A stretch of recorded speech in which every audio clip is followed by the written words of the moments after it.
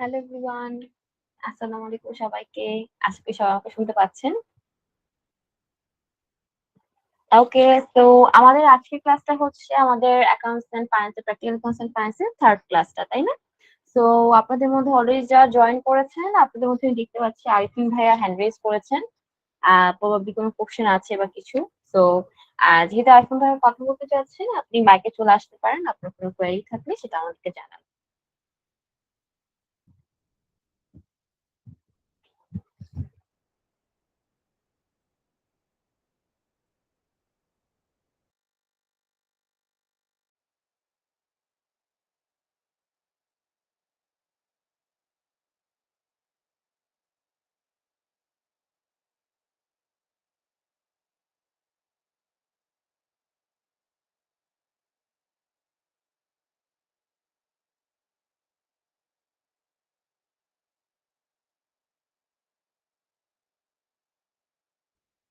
আচ্ছা, তো যেহেতু আইফোন ভাইয়া হ্যান্ড ডাউন করে ফেলেছেন, আমি বুঝতে পেরেছি হয়তো অ্যাক্সিডেন্টালি সেটা রেজ করেছিলেন। আচ্ছা, ঠিক আছে। আর আদার দেন দ্যাট, আপনারা যেহেতু লাস্ট ক্লাসটা আমরা কমপ্লিট করেছি আমাদের বাজেটের উপর, আপনারা জানেন যে আমরা বাজেটের বিভিন্ন টেকনিক্স গুলো এবং বিশেষ করে জি, বাজেটটা কিভাবে আসসালামু করবেন আলাইকুম। সেটা নিয়ে কথা বলেছিলাম। শেখ ভাইয়া, জি, ওয়ালাইকুম আসসালাম। জি ভাইয়া, বলুন। আপনার কোনো কোয়েরি আছে কি লাস্ট ক্লাস নিয়ে বা এর আগের ক্লাসগুলো নিয়ে? না ম্যাম, আমার কোনো কোয়ারি নাই, জাস্ট জয়েন করলাম এই আর কি। আচ্ছা, ঠিক আছে। Thank you so much. Okay, so আজকের ক্লাসটা আমরা শুরু করব। জাস্ট এক মিনিট একটু সবার কাছ থেকে জেনে নেই। আপনারা আশা করি সবগুলো চার্ট অফ অ্যাকাউন্টস এর যে ফাইলগুলো আছে সব ডাউনলোড করেছেন, প্র্যাকটিস করেছেন। আর বাজেটের ক্লাসটা হওয়ার পর কিন্তু আমি জাস্ট একটা মেথড দেখিয়েছি। তো আপনারা সবাই কি প্র্যাকটিস করে বুঝতে পেরেছেন যে কিভাবে মেথডের মাধ্যমে বাজেটটা তৈরি করবেন?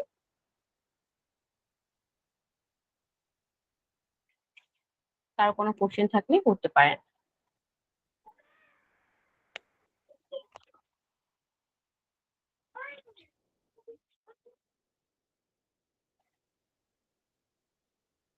ওকে, তো একটা জিনিস অবশ্যই বলবো যে যেহেতু এখনো ইন্ডিভিজুয়ালি আপনারা কোনো কোশ্চেন করছেন না, তো আমি ধরে নিব যে আপনারা ক্লাসগুলো ঠিক মতো করছেন এবং ফাইলগুলো ডাউনলোড করে প্র্যাকটিস করতে পারছেন।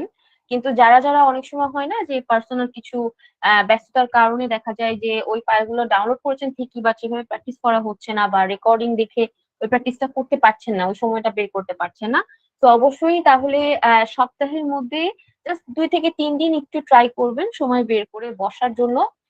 এবং চেষ্টা করবেন আপনি নিজে প্র্যাকটিসটা না করলেও রেকর্ডটা দেখে বা বাকি প্রসেস গুলো বুঝে কিছুটা সময় দেয়া, যাতে আপনারা নিজেদের থেকে কোনো প্রবলেম ফেস করলে বা নিজেদের কোম্পানি রিলেটেড কোনো বিষয় নিয়ে প্রবলেম ফেস করলে আমাকে যাতে জানাতে পারেন ক্লাসে। ঠিক আছে?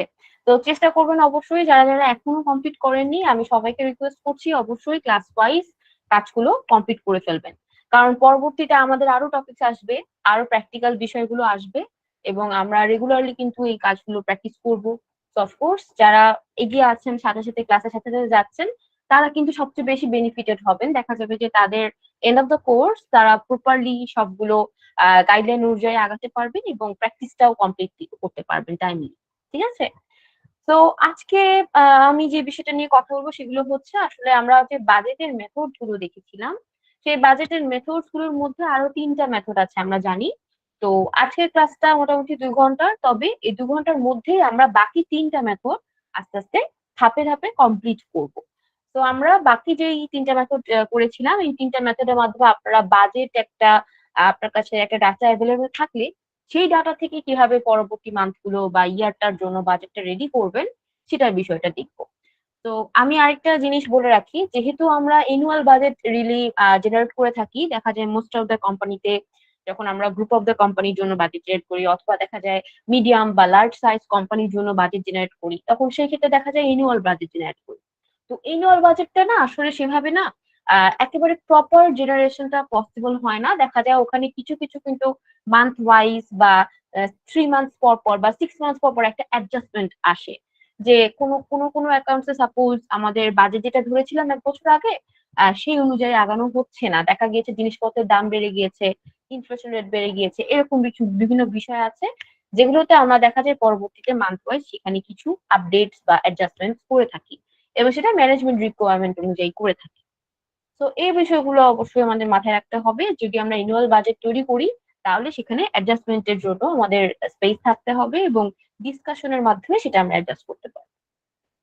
আর প্রত্যেকটা বাজেটের মেথড গুলো যখন আমি ডিসকাস করব তখন প্রত্যেকটা বিষয় নিয়ে ডিসকাস করে যাব যে কিভাবে আপনারা প্রত্যেকটা স্টেপ বাই স্টেপ বিভিন্ন অ্যাকাউন্টস ওয়াইজ বাজেট গুলো জেনারেট করবেন।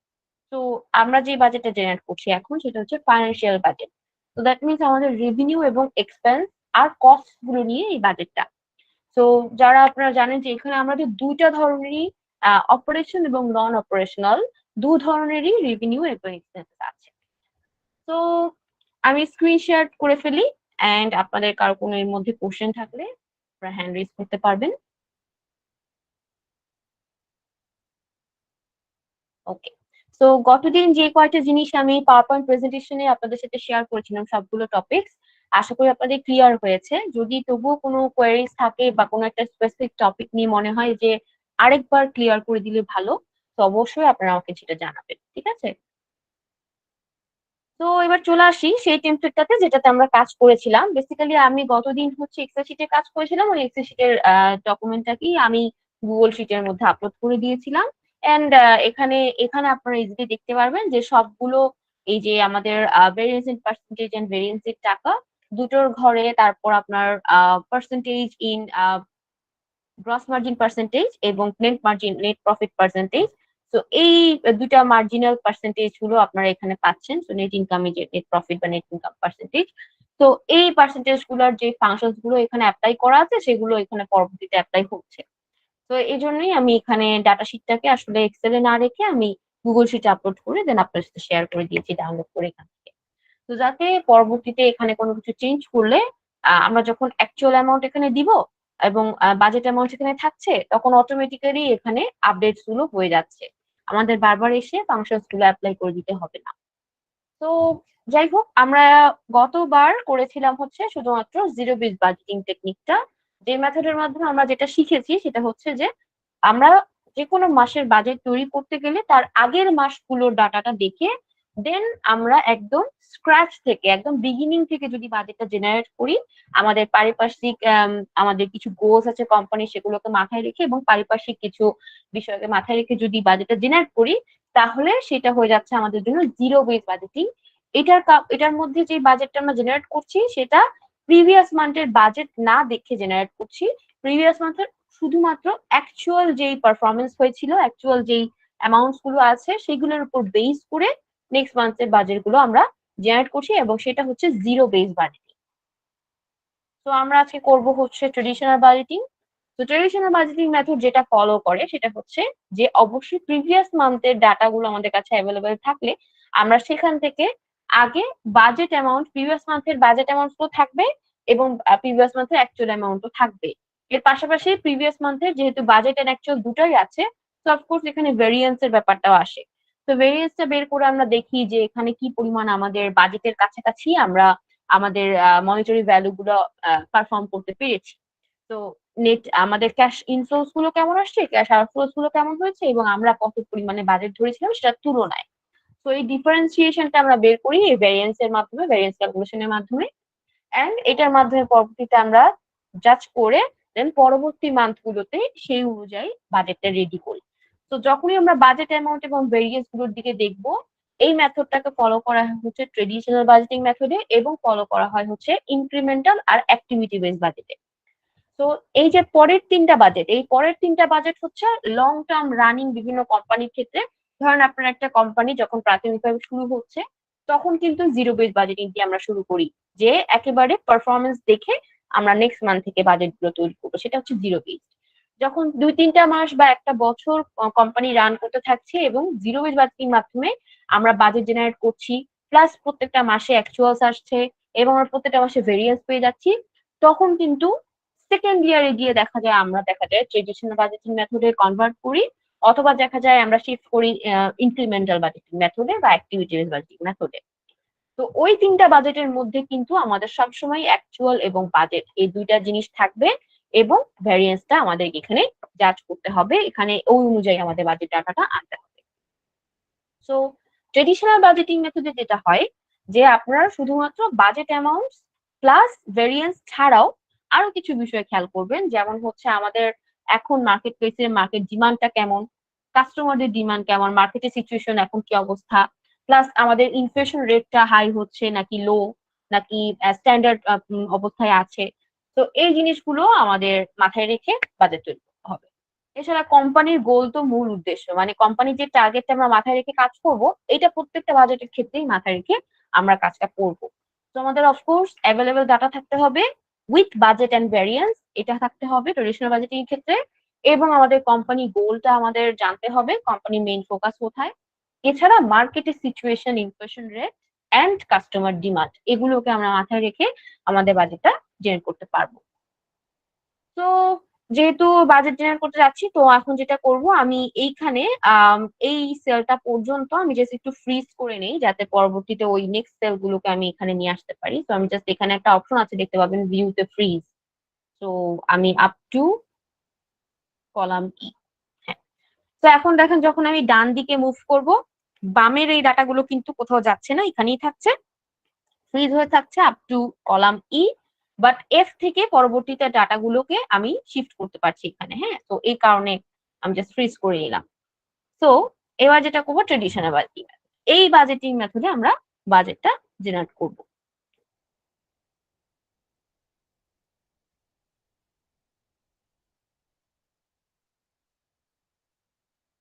ইন পার্সেন্টেজ, টাকা, ওকে। তো এই হচ্ছে আমাদের।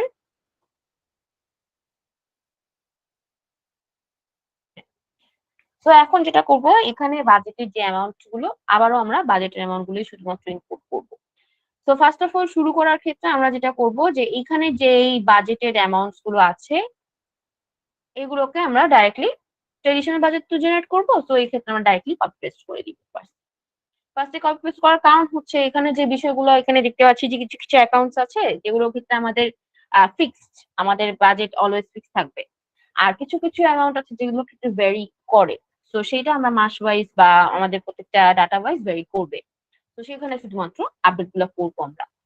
তো এখানে কোম্পানির গোলটা আবারও দেখি যে কোম্পানির গোলটা তাহলে কি। কোম্পানির গোলটা হচ্ছে যে আমরা যদি বাজেট জেনারেট করতে চাই, তাহলে কোম্পানির গোল হচ্ছে যে 10% আমরা সেলস রেভিনিউ ইনক্রিজ করব এবং কস্টটাকে কন্ট্রোল করব। এই দুইটা হচ্ছে আমাদের কোম্পানির ম্যাক্সিমাম এখন ফোকাস, এবং আমরা যেটা উপর বেস করে বাজেট জেনারেট করব।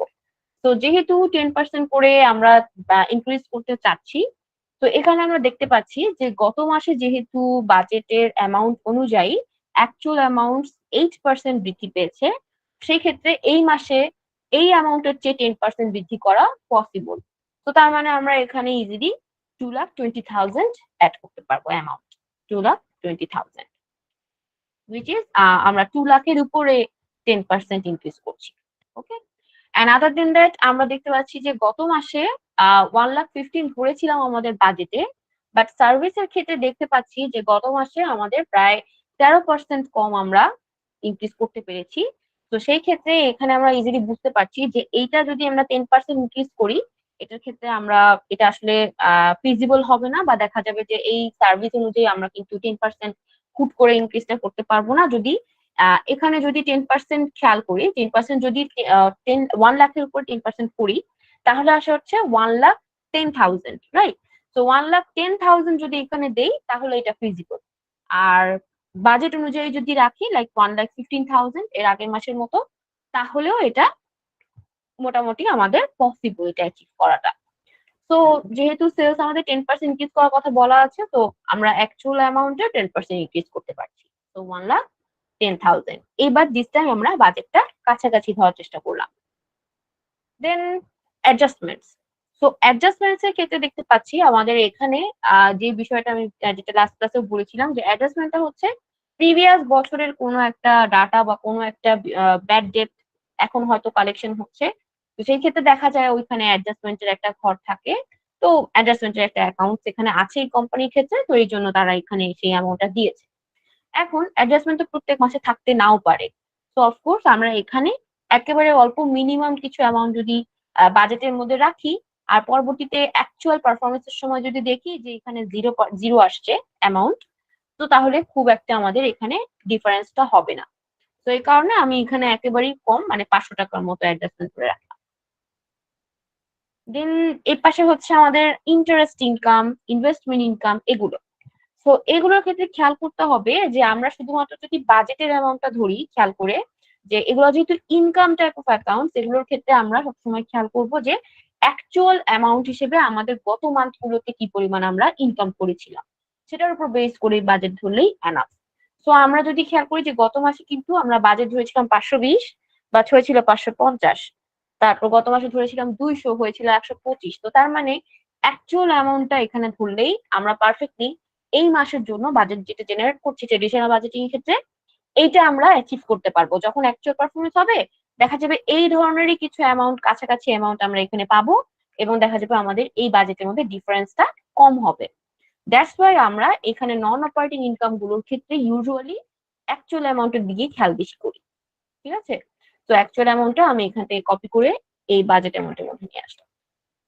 এবার এখানে শুধুমাত্র একটা জিনিস আছে যেটা নিয়ে আমরা আসলে কনফিউজ থাকি, যে এটা আসলে প্রত্যেক মাসে হয় না। দেখা যায় যে প্রত্যেক মাসে তো আমরা ফিক্সড অ্যাসেট সেল করি না।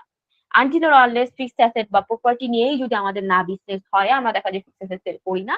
এবং নিজেদের ফিক্সড অ্যাসেট যদি সেল করেও থাকি, একটা মাসে সেল করার পর এটার পরবর্তীতে আবার একটা প্ল্যান থাকে যে ফিক্সড অ্যাসেট গুলো যেগুলো আছে সেটার মধ্যে কোনটা কোনটা নেক্সট মান্থে বা তার পরবর্তী 2 মাসের মধ্যে সেল করা হবে। তো ওইরকম যদি প্ল্যান থাকে তাহলে আমরা এখানে গেইনের কিছুটা অ্যামাউন্ট রাখতে পারি, কিন্তু আদারওয়াইজ গেইনের মধ্যে আপনি একেবারে কম অ্যামাউন্ট রাখতে পারেন, কারণ এটার কারণে কিন্তু আবার দেখাবে আমাদের টোটাল রেভিনিউটা বেড়ে গেছে, যেটা আমাদের ফিজিবল হবে না বা যেটা আমাদের জন্য ভালো না।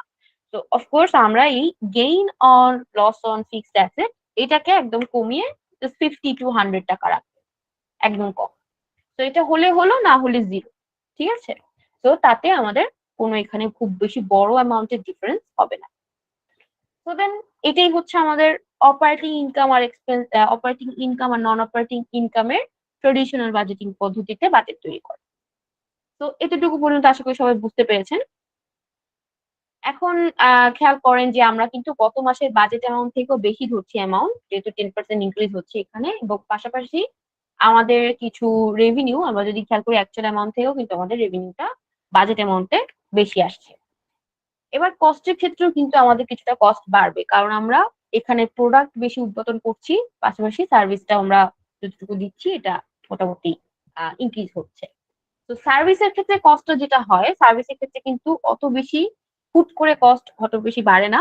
প্রোডাক্টের ক্ষেত্রে কস্ট অফ গুডস সোল্ড বা কস্টটা বাড়ে, কারণ হচ্ছে এখানে আমরা যে পরিমাণ ইউনিটস উৎপাদন করি সেখানে দেখা যায় ইউটিলিটি কস্টটা বেশি হয়ে যায়। যখন আমরা প্রোডাক্ট উৎপাদন করি সেখানে যে অয়েল বা সেখানে যে প্রোডাক্টস এর মেটেরিয়ালস গুলো অ্যাড করা হয় সেটার কারণে দেখা যায় আমাদের total cost of goods sold বেড়ে যায় কিছুটা।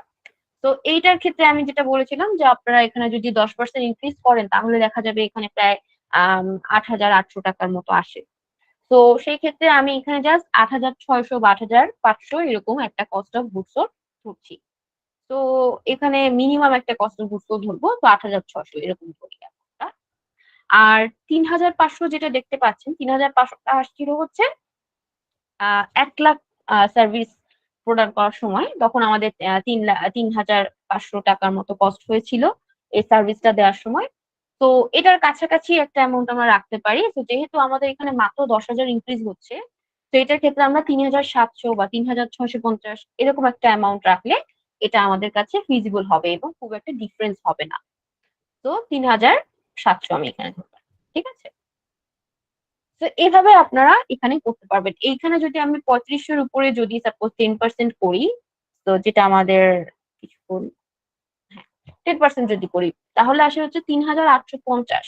তো সার্ভিসের ক্ষেত্রে কিন্তু এত কস্ট হুট করে বাড়ে না, এজন্যই আমি এখানে 3,700 বা আপনারা 3,750 এরকম রাখতে পারেন। ঠিক আছে? তো এই হচ্ছে লজিক যেটার মাধ্যমে আপনারা ইজিলি ফাইন্ড আউট করতে পারবেন যে সার্ভিস রেন্ডারের জন্য। আর যদি দেখেন যে একই ধরনের সার্ভিস প্রোভাইড করা হচ্ছে এবং সেগুলোর কারণে খুব বড় কোনো ডিফারেন্স হচ্ছে না, তো তার মানে হচ্ছে আমাদের যে সার্ভিস গুলো এখানে প্রদান করা হচ্ছে সেটার মাধ্যমে আসলে আলটিমেটলি আমাদের সার্ভিসের মধ্যে কোনো রকম কস্ট ইনক্রিজ হচ্ছে না।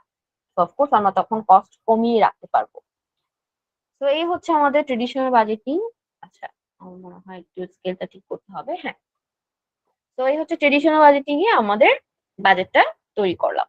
তো এখানে যে অ্যামাউন্টটা আসছে এখনো কিন্তু আমরা যদি কস্ট অফ গুডস সোল্ডটা বাদ দিয়ে গ্রস মার্জিন দেখি, আমাদের অ্যাটলিস্ট গত মাসের থেকে এই মাসে কস্ট অফ গুডস সোল্ড এর পরে আমাদের গ্রস মার্জিন পার্সেন্টেজ বা গ্রস মার্জিন প্রফিটটা এখানে কিছুটা বেশি হয়েছে।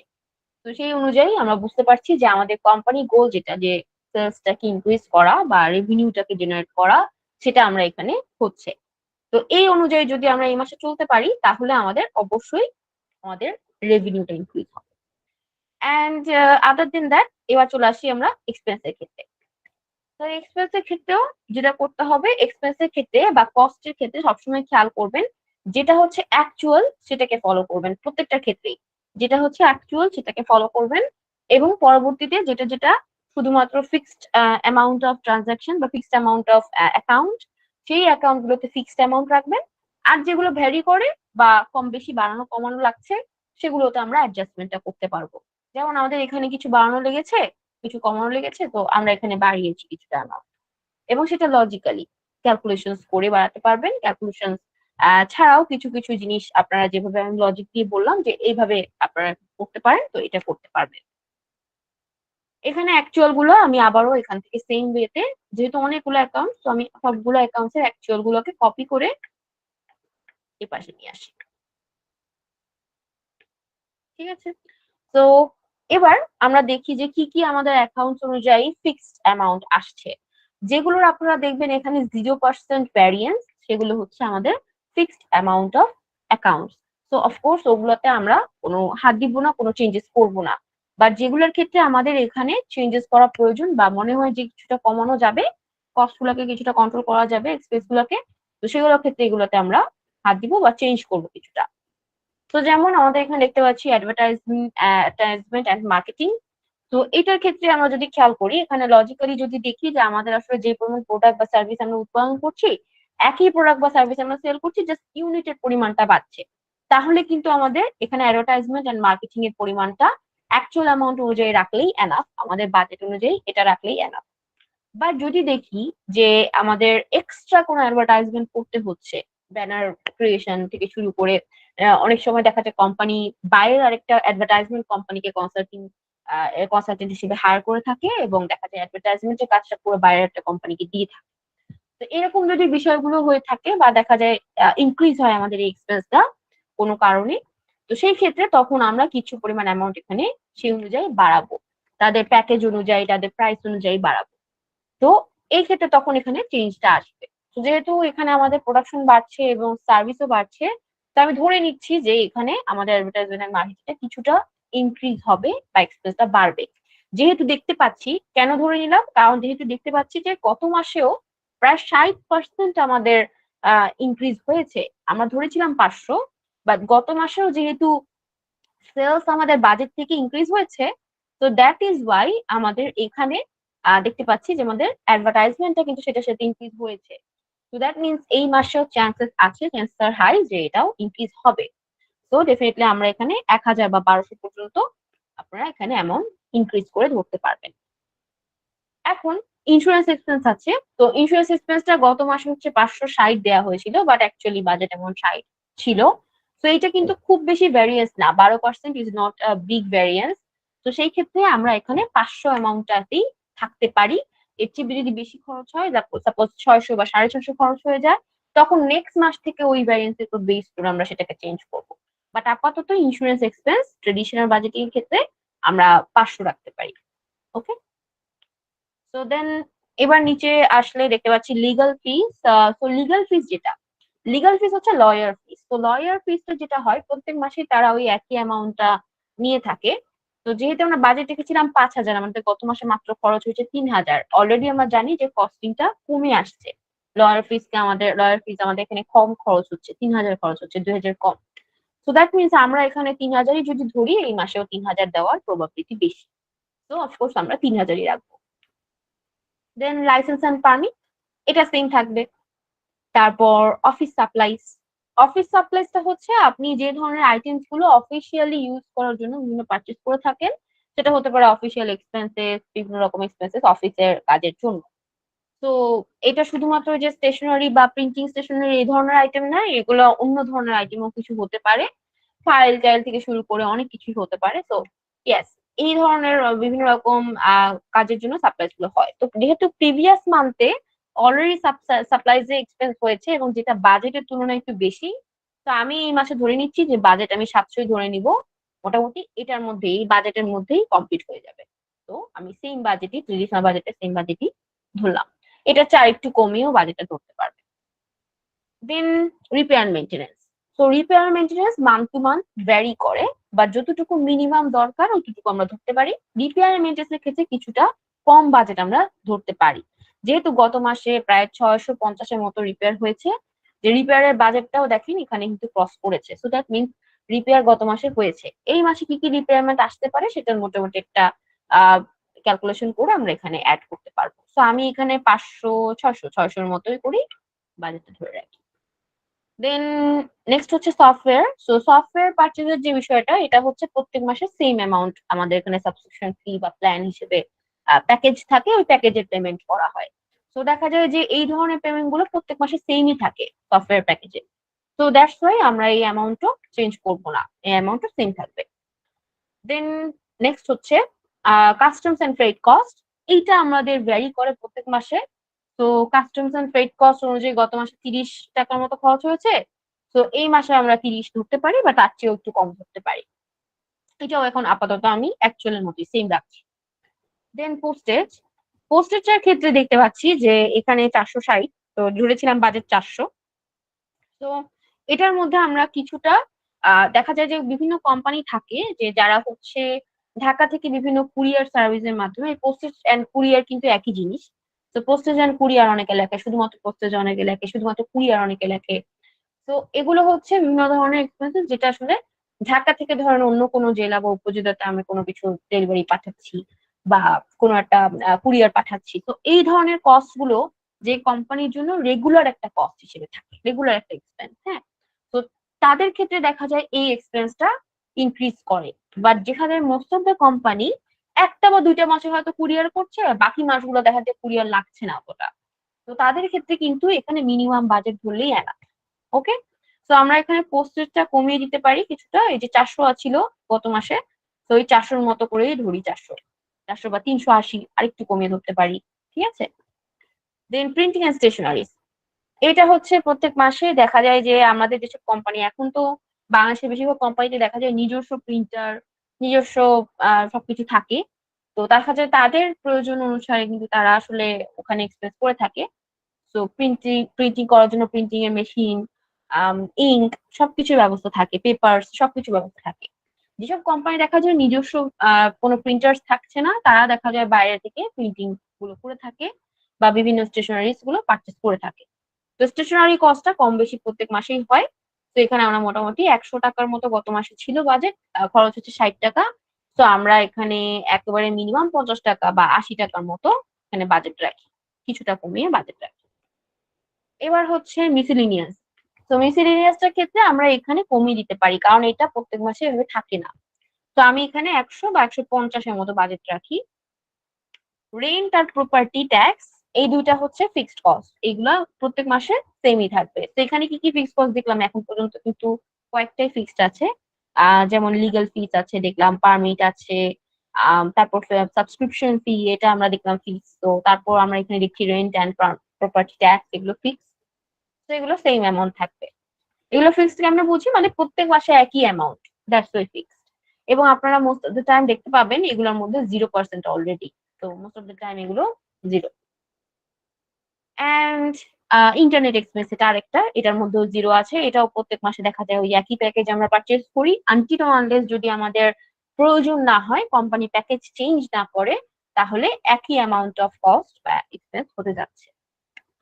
এবার আমরা আসি ট্রাভেল এক্সপেন্সে। ট্রাভেল এক্সপেন্সটা এমন একটা এক্সপেন্স, আমরা চাইলে এটা ইনক্রিজ করে রাখতে পারি বাজেটে যদি প্রয়োজন হয় ওই মাসের জন্য। আর যদি দেখি যে না, ওই মাসের জন্য খুব একটা ট্রাভেলের প্রয়োজন নাই, কেউ কান্ট্রির বাইরে যাচ্ছে না, বা কেউ শুধুমাত্র ইনিশিয়াল যেগুলো ট্রাভেল এক্সপেন্স হয় বা ট্রাভেল কস্ট হয় সেটাই আমাদের ক্যালকুলেশন রাখতে হচ্ছে, তো সেটার ক্ষেত্রে আমরা মিনিমাম একটা এক্সপেন্স রাখতে পারি। আমি এখানে 500 তে কমিয়ে আনলাম।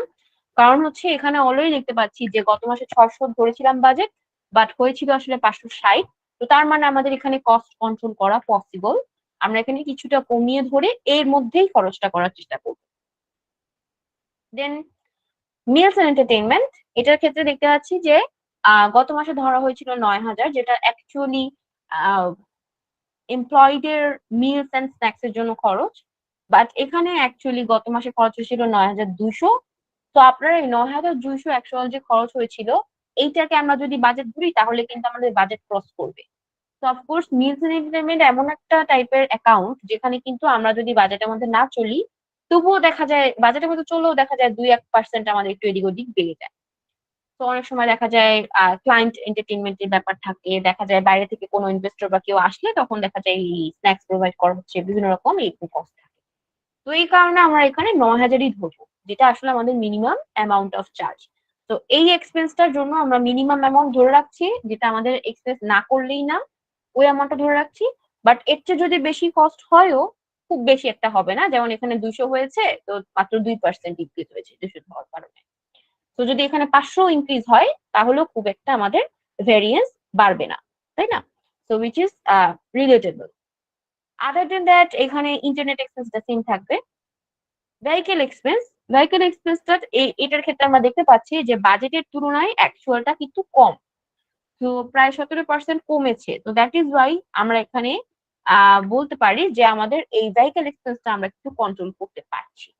তো ভেহিকেল এক্সপেন্সটার জায়গায় আমরা যদি 1,000 দিই, 1,000-এর চেয়েও যদি একটু কমিয়ে ধরতে চাই, সাপোজ 600 বা 800 পর্যন্ত ধরেন আপনি, তাহলে দেখবেন যে নেক্সট মান্থে যদি আপনার 800-র কাছাকাছি যদি 1,000-ও হয়ে যায় এখানে অ্যাকচুয়াল এক্সপেন্স ভেহিকেলের ক্ষেত্রে, তাহলেও আপনার পার্সেন্টেজ খুব বেশি ভ্যারি করবে না। তো এই কারণে এটা ভালো। এবার দেখতে পাচ্ছি ইউটিলিটিস, ইউটিলিটিসটার ক্ষেত্রেও সেম। গত মাসে 800 ধরেছিলাম বাজেট, বাট অ্যাকচুয়ালি খরচ হয়েছে 500। তো দ্যাট মিনস আমরা 500-র মধ্যে থাকলে ইউটিলিটিস আমাদের মোটামুটি ঠিক মতো বাজেট ধরা হবে, বা কাছাকাছি যেতে পারবো। 500 বা 550 এখানে যদি হয়, ও অ্যাকচুয়ালি এর ক্ষেত্রে আমাদের এখানে ভ্যারিয়েন্স বেশি হবে না। তো তাহলে আমরা 500 ধরতে পারছি ইউটিলিটিস, যেটা আমাদেরকে অ্যাকচুয়ালি আমাদের টোটাল বাজেটের যে অ্যামাউন্ট গুলা এখানে দেখেন কিছু কিছু যেহেতু ডিক্রিজ করেছি, যেটার কারণে টোটাল বাজেটের অ্যামাউন্ট দেখবেন অনেক কমে যাবে। এবার পেরোল এক্সপেন্স এর ক্ষেত্রে দেখতে পাচ্ছি, পেরোল এক্সপেন্সটা এমন একটা এক্সপেন্স যেটার মধ্যে আসলে এমপ্লয়ি হায়ার করলেই তখন কিন্তু এই স্যালারি অ্যামাউন্ট এবং আদার অ্যামাউন্ট গুলা বাড়বে। এমপ্লয়ি যদি কাউকে টার্মিট করা হয়, তো সেই ক্ষেত্রে দেখা যাবে যে সেই ক্ষেত্রে আমাদের এখানে এমপ্লয়ীদের ওয়েজেস এন্ড স্যালারিজ এবং আদার এক্সপেন্সেস গুলোর পরিমাণটা কমবে। তো টার্মিনেট করা হলে বা অ্যাড করা হলে এমপ্লয়ি, তখনই এখানে বাড়বে বা কমবে।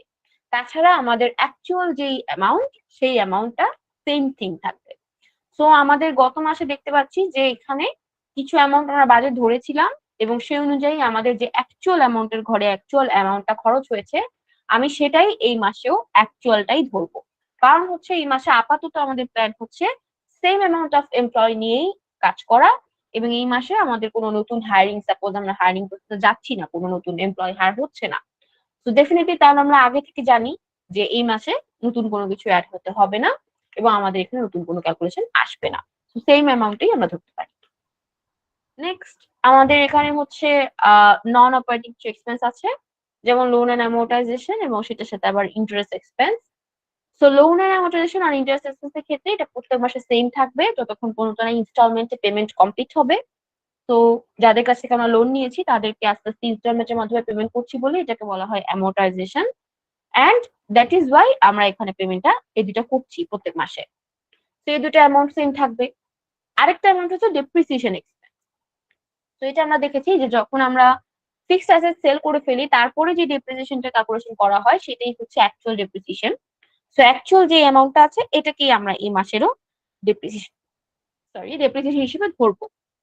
যদি এই মাসেও কোনো অ্যাসেট আমরা সেল করে থাকি, তারপরে ডেপ্রিসিয়েশন ক্যালকুলেশন করে থাকি, তাহলে সেই ডেপ্রিসিয়েশনটা আমরা এখানে পাবো অ্যাকচুয়ালের ক্ষেত্রে, এবং পরবর্তী মাসে আমরা আবারও সেই অ্যাকচুয়াল অ্যামাউন্টটাই নিয়ে যাব ডেপ্রিসিয়েশন এক্সপেন্স হিসেবে। কারণ আমরা জানি যে এই যে 2,000 দেখতে পাচ্ছি, এটার মধ্যে ততক্ষণ পর্যন্ত ওই ফিক্সড অ্যাসেটটা ছিল। গত মাসে যে তার আগের মাসে যেহেতু এই অ্যামাউন্টটা বসানো হয়েছিল বাজেট হিসেবে, তখন ফিক্সড অ্যাসেটটা ছিল, দ্যাটস ওয়াই এই অ্যামাউন্টটা আসছে। যখন ফিক্সড অ্যাসেটটা সেল হয়ে গেছে, ওই ফিক্সড অ্যাসেটের ডেপ্রিসিয়েশন আর নাই।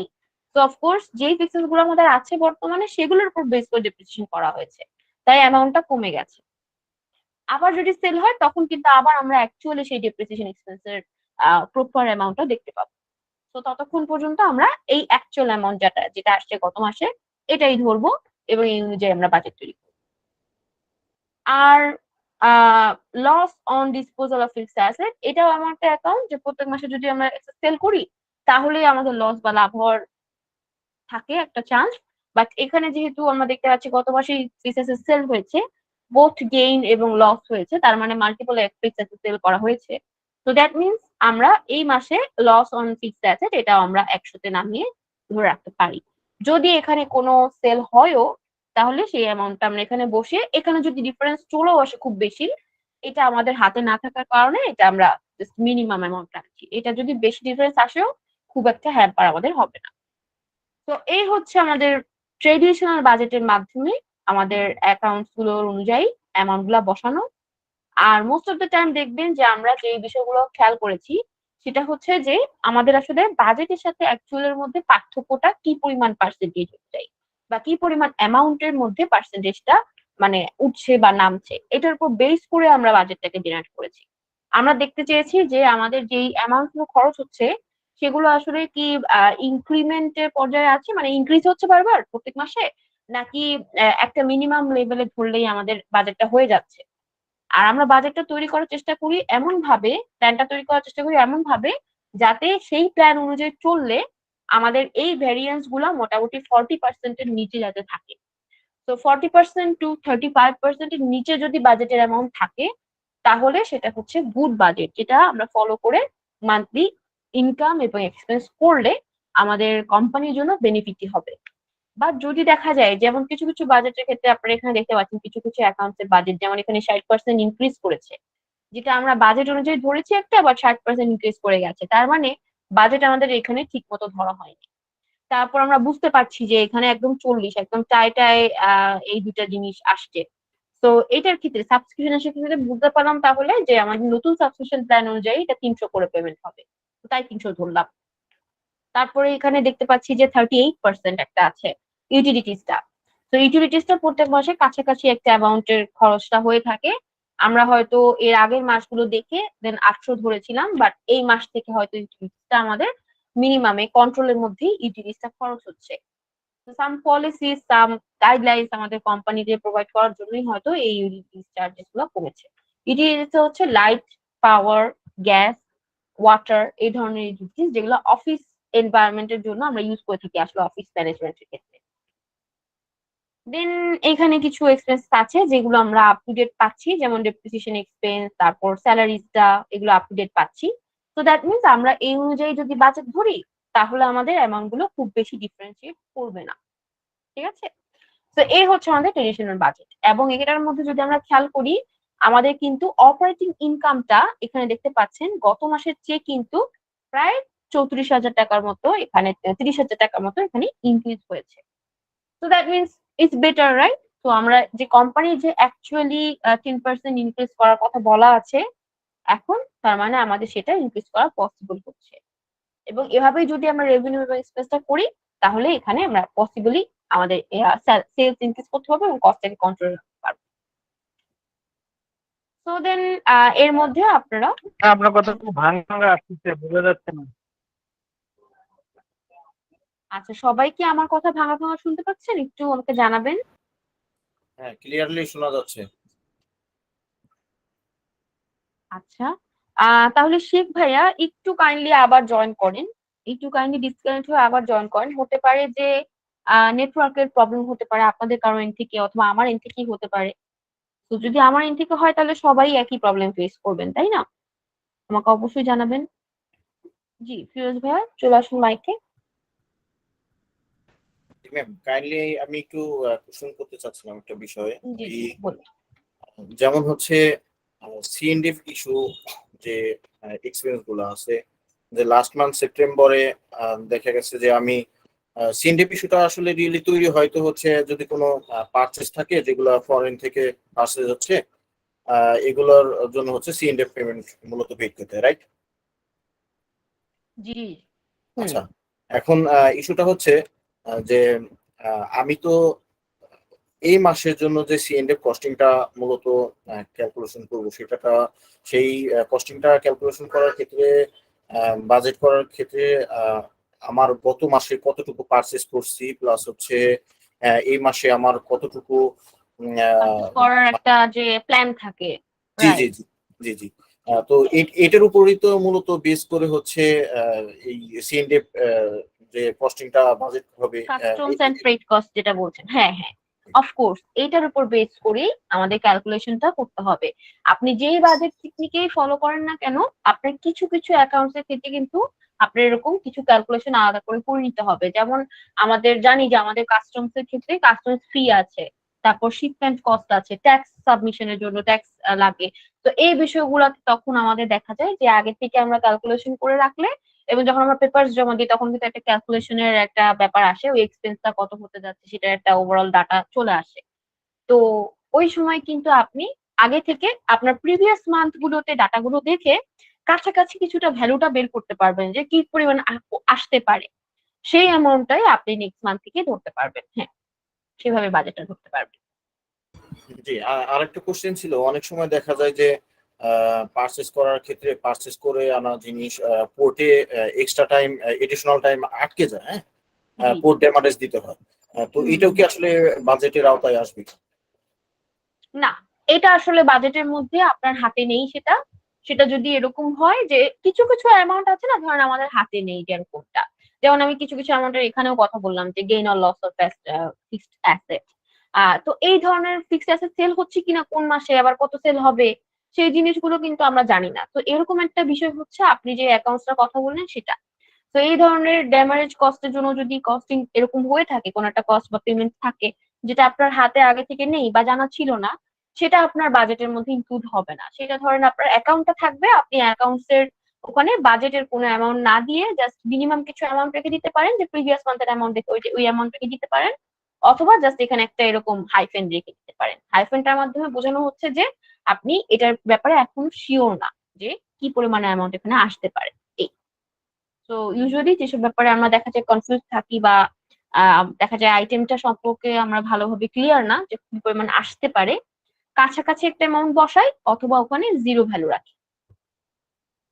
মানে কি, মানে বিষয়টা হচ্ছে যে আমরা অ্যাকাউন্টটা অলরেডি দিয়ে রাখবো আর স্পেসটা আর কি মোটামুটি ড্যাশ চিহ্ন দিয়ে ফাঁকা দিয়ে রাখবো, এরকম কিছু কি? ইয়েস ইয়েস, এবং লং টাইম যখন আপনি বাজেট প্রিপেয়ার করবেন দেখবেন যে প্রথম মাসে আপনি ওখানে কিছু বাজেট দিলেন না, প্রথম মাসে সাপোজ জিরো দিলেন, হ্যাঁ। তো ওই মাসে সাপোজ কোনো একটা কস্ট এরকম হলো যেটা আপনার অ্যাকচুয়ালের অ্যামাউন্টের মধ্যে কিন্তু থাকবে, সেই অ্যাকাউন্টের পাশে কিন্তু সেই অ্যামাউন্টটা চলে আসবে। অ্যাকচুয়াল যখন ট্রানজাকশন হবে, অ্যাকচুয়াল যখন পেমেন্ট আপনি করবেন, কস্ট হবে তখন। তো তারপর পরবর্তী মাসে আবার যখন আপনি বাজেট জেনারেট করবেন, ওইখানেও আপনি সাপোজ জিরো দিলেন, বাজেটের মধ্যে জিরো দিলেন, বাট অ্যাকচুয়ালের মধ্যে কোনো অ্যামাউন্ট আসছে বা আসে নাই। সেটার উপর বেস করে আপনি থার্ড মান্থে বা ফোর্থ মান্থে গিয়ে তখন আপনি আস্তে আস্তে একটা বাজেটের অ্যামাউন্টে যেতে পারবেন, যে মিনিমাম এরকম একটা অ্যামাউন্ট আমার এখানে খরচ হওয়ার চান্স আছে। ঠিক আছে? তো যেমন আমি এখানে যেটা করেছি যে এই যে লাস্টের দিকে যে আমি কিছুটা বলছিলাম যে লস অন ডিসপোজাল, তো আমি এটা জানি না যে কি পরিমাণ আমাদের ফিক্সড অ্যাসেট সেল হবে, এটা একটা বিষয় থাকে। তো এইখানে আমি মিনিমাম একটা অ্যামাউন্ট দিয়ে রাখছি।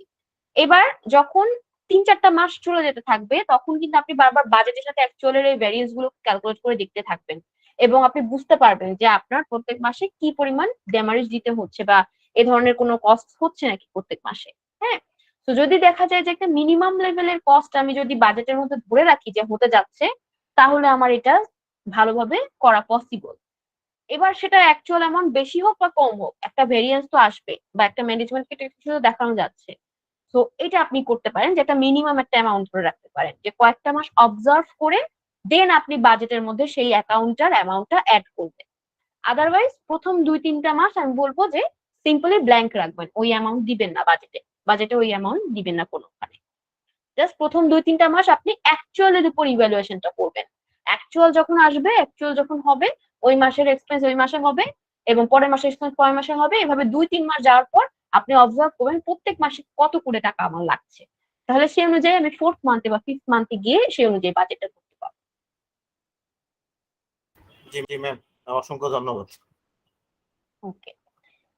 তো এই তো বাজেটের মূল উদ্দেশ্য এটা হচ্ছে আমাদের এই যে এখানে ভেরিয়েন্সটা বের হয় বা এই যে পার্থক্যটা আসে দুটো অ্যামাউন্টের মধ্যে, এটাকে কমিয়ে আনা। যতটা কমে রাখবো আমরা ততটা আমাদের জন্য রিস্ক ফ্রি থাকবো আমরা, এবং কোম্পানিও আমরা বুঝতে পারবো, কোম্পানিকে ওভারঅলি দেখাতে পারবো ক্লিয়ার ভিউতে যে আপনারা যদি এভাবে চলেন, এভাবে এভাবে আমরা যদি এক্সপেন্সটা করি, এভাবে কন্ট্রোল করে, তাহলে আমাদের এরকম এরকম একটা রেভিনিউ পাওয়া পসিবল, যেটা আমরা অপারেটিং ইনকামের মধ্যে বা নেট ইনকামের মধ্যে দেখতে পাই।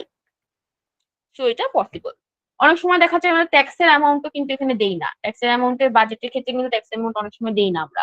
বিভিন্ন ইন্টারন্যাশনাল কোম্পানিগুলোর ক্ষেত্রে দেখবেন যে ট্যাক্স এবং ডিভিডেন্ড এই দুটো এখানে অ্যাড করা হয় না, বাজেটের ক্ষেত্রে অ্যাড করা হয় না। কারণ হচ্ছে দেখেন ট্যাক্সের একটা বিষয় থাকে, তারপর ডিভিডেন্ড, ওই অ্যামাউন্টটা আসলে আমরা অ্যাকচুয়ালি অ্যাচিভ করতে পারছি কিনা, অ্যাকচুয়ালি ওই মাসে আমাদের অপারেটিং ইনকামটা আসছে কিনা নেট, তারপরেই আমরা কিন্তু ট্যাক্সটা সাবমিট করি এবং ডিভিডেন্ডটা দেই।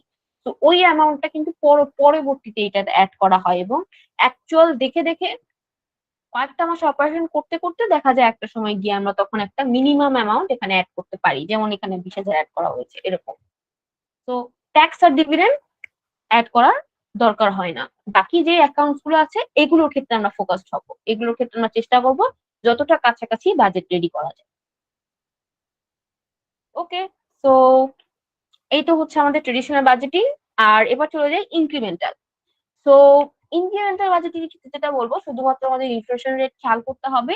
আর মোস্ট অফ দ্য টাইম আমাদের বাজেট জেনারেট করতে হবে হচ্ছে ফিক্সড কস্ট গুলো বা এক্সপেন্স গুলোর ক্ষেত্রে সেম ফিক্সড অ্যামাউন্ট, যেহেতু আমরা ডাইরেক্টলি ওই অ্যামাউন্ট বসিয়ে দিব। আর যেগুলো হচ্ছে ভ্যারি করে সেই অ্যামাউন্ট গুলোর ক্ষেত্রে খেয়াল করবো যে আমাদের কোম্পানির প্রয়োজন অনুযায়ী মাসে কি পরিমাণ খরচ হতে যাচ্ছে সেটার উপর বেস করে খরচ কমাবো বা বাড়াবো। ইনক্রিমেন্টাল বাজেটিংটা ফলো করাটা একদম ইজি, কারণ হচ্ছে আপনি প্রিভিয়াস মান্থের বাজেট দেখেই পুরো বসাবেন, শুধুমাত্র যেখানে যেখানে অ্যাকচুয়াল অ্যামাউন্টটা চেঞ্জ করা দরকার সেখানে সেখানে অ্যাকচুয়াল অ্যামাউন্ট বসাবেন। তো আমি যেটা করব, আমি এখানের পুরা যে বাজেটের অ্যামাউন্টটা আছে এই পুরাটাই আমি এখানে কপি করে নিয়ে আসি। তো ইনক্রিমেন্টাল বাজেট যেটা করে, আপনি বাজেটের অ্যামাউন্ট দেখেই ফলো করবেন, জাস্ট অ্যাকচুয়াল অ্যামাউন্ট তখন তখন বসাবেন যখন দরকার হবে। তো এখানে যেটা দেখতে পাচ্ছি যে sales on product and service, এটার ক্ষেত্রে আমি 10% ইনক্রিজ করতে চাচ্ছি। তো যদি আমি এই 1,85,000 এর উপর 10% ইনক্রিজ করতে চাই, আমি অবশ্যই এখানে বাজেটের সাথে ভেরিয়েন্স এর এখানে খুব বেশি দেখছি না। ইনক্রিমেন্টাল বাজেটিং যেটা হয় যে অনেকটা রোলিং বাজেটের মতো, যে গত মাসে যে বাজেট ধরেছি এই মাসেও কাছাকাছি বাজেট ধরবো, শুধুমাত্র কোম্পানির কি ইচ্ছা বা কি গোলস এটাকে মাথায় রেখে আগাবো, আর হচ্ছে ইনফ্লেশন রেট বাড়ছে কি কমছে কিনা এটার দিকে খেয়াল রাখবো, দ্যাটস ইট। তো ইনক্রিমেন্টাল বাজেটের ক্ষেত্রে আমরা এই 1,85,000 এর উপর যদি 10% করি, and এখানে হবে 1,85,000, তো এখানে আসে হচ্ছে 2,35,000 এর মতো, ঠিক আছে। তো আমরা এখানে দেখতে পাচ্ছি গত মাসে 2 লাখ করা পসিবল হয়েছে, তো অফকোর্স এই মাসেও আমাদের 2,35,000 পসিবল হবে। তো আমি এখানে 2,35,000 অ্যাড করে দিচ্ছি, বাজেটের তুলনায় এই মাসের বাজেট বেশি ধরলাম।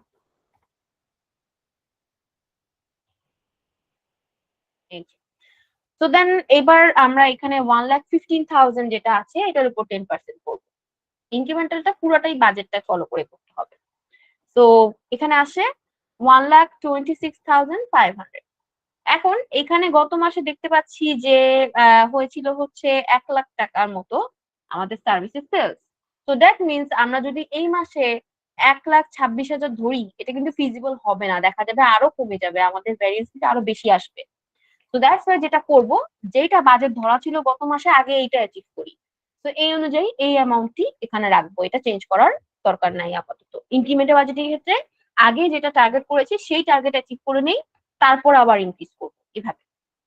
দেন অ্যাডজাস্টমেন্টের ক্ষেত্রে এখানে মিনিমাম অ্যামাউন্ট রাখলেই হবে, তো আমি এখানে 500 টাকা রাখছি। কিছু কিছু অ্যামাউন্ট যেগুলোর ক্ষেত্রে আমাদের কোনো হাত নেই, যেমন এটা অ্যাডজাস্টমেন্ট একটা আলাদা একটা অ্যাকাউন্ট, এটা আমাদের কোনো হাত নেই, এখানে আমাদের কোনো যে কোনো মান্থে বেশি অ্যামাউন্ট আসতেই পারে।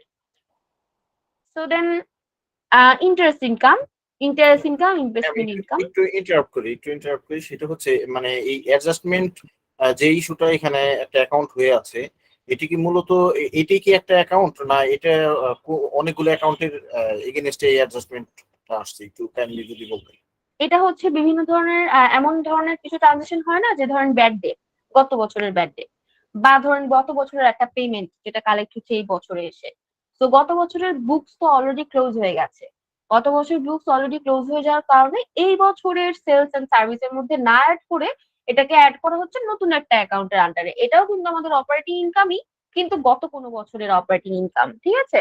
তো এই ধরনের একটা টাইপের অ্যাকাউন্ট হচ্ছে অ্যাডজাস্টমেন্ট। অ্যাডজাস্টমেন্টটা এই ধরনের কোন একটা অ্যাকাউন্ট যেটা আমি সরাসরি সেলস অন প্রোডাক্ট ও সেলস অন সার্ভিসে দিতে পারছি না, কারণ এই বছরের না। তো এই বছরে যদি হতো যে সাপোজ জানুয়ারি বা ফেব্রুয়ারিটা আমি কালেক্ট করছি অক্টোবরে এসে, তাহলে সেটা আমাদের সেলস অন প্রোডাক্ট বা সার্ভিসে ডাইরেক্টলি আমরা দিয়ে দিতে পারতাম।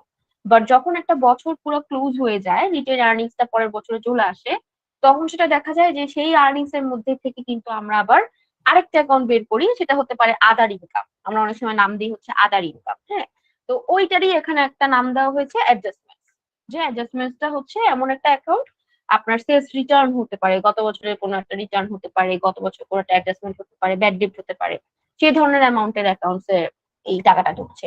এটা একটা টেম্পোরারি অ্যাকাউন্ট, বা এটা একটা বলা যেতে পারে যে এই ধরনের এই একটা অ্যাকাউন্ট হচ্ছে এমন একটা অ্যাকাউন্ট, ধরেন একটা মাসে বা 2টা মাসে অ্যামাউন্ট বসবে, আর পুরো বছরে এই অ্যাকাউন্টটার দরকারই পড়বে না।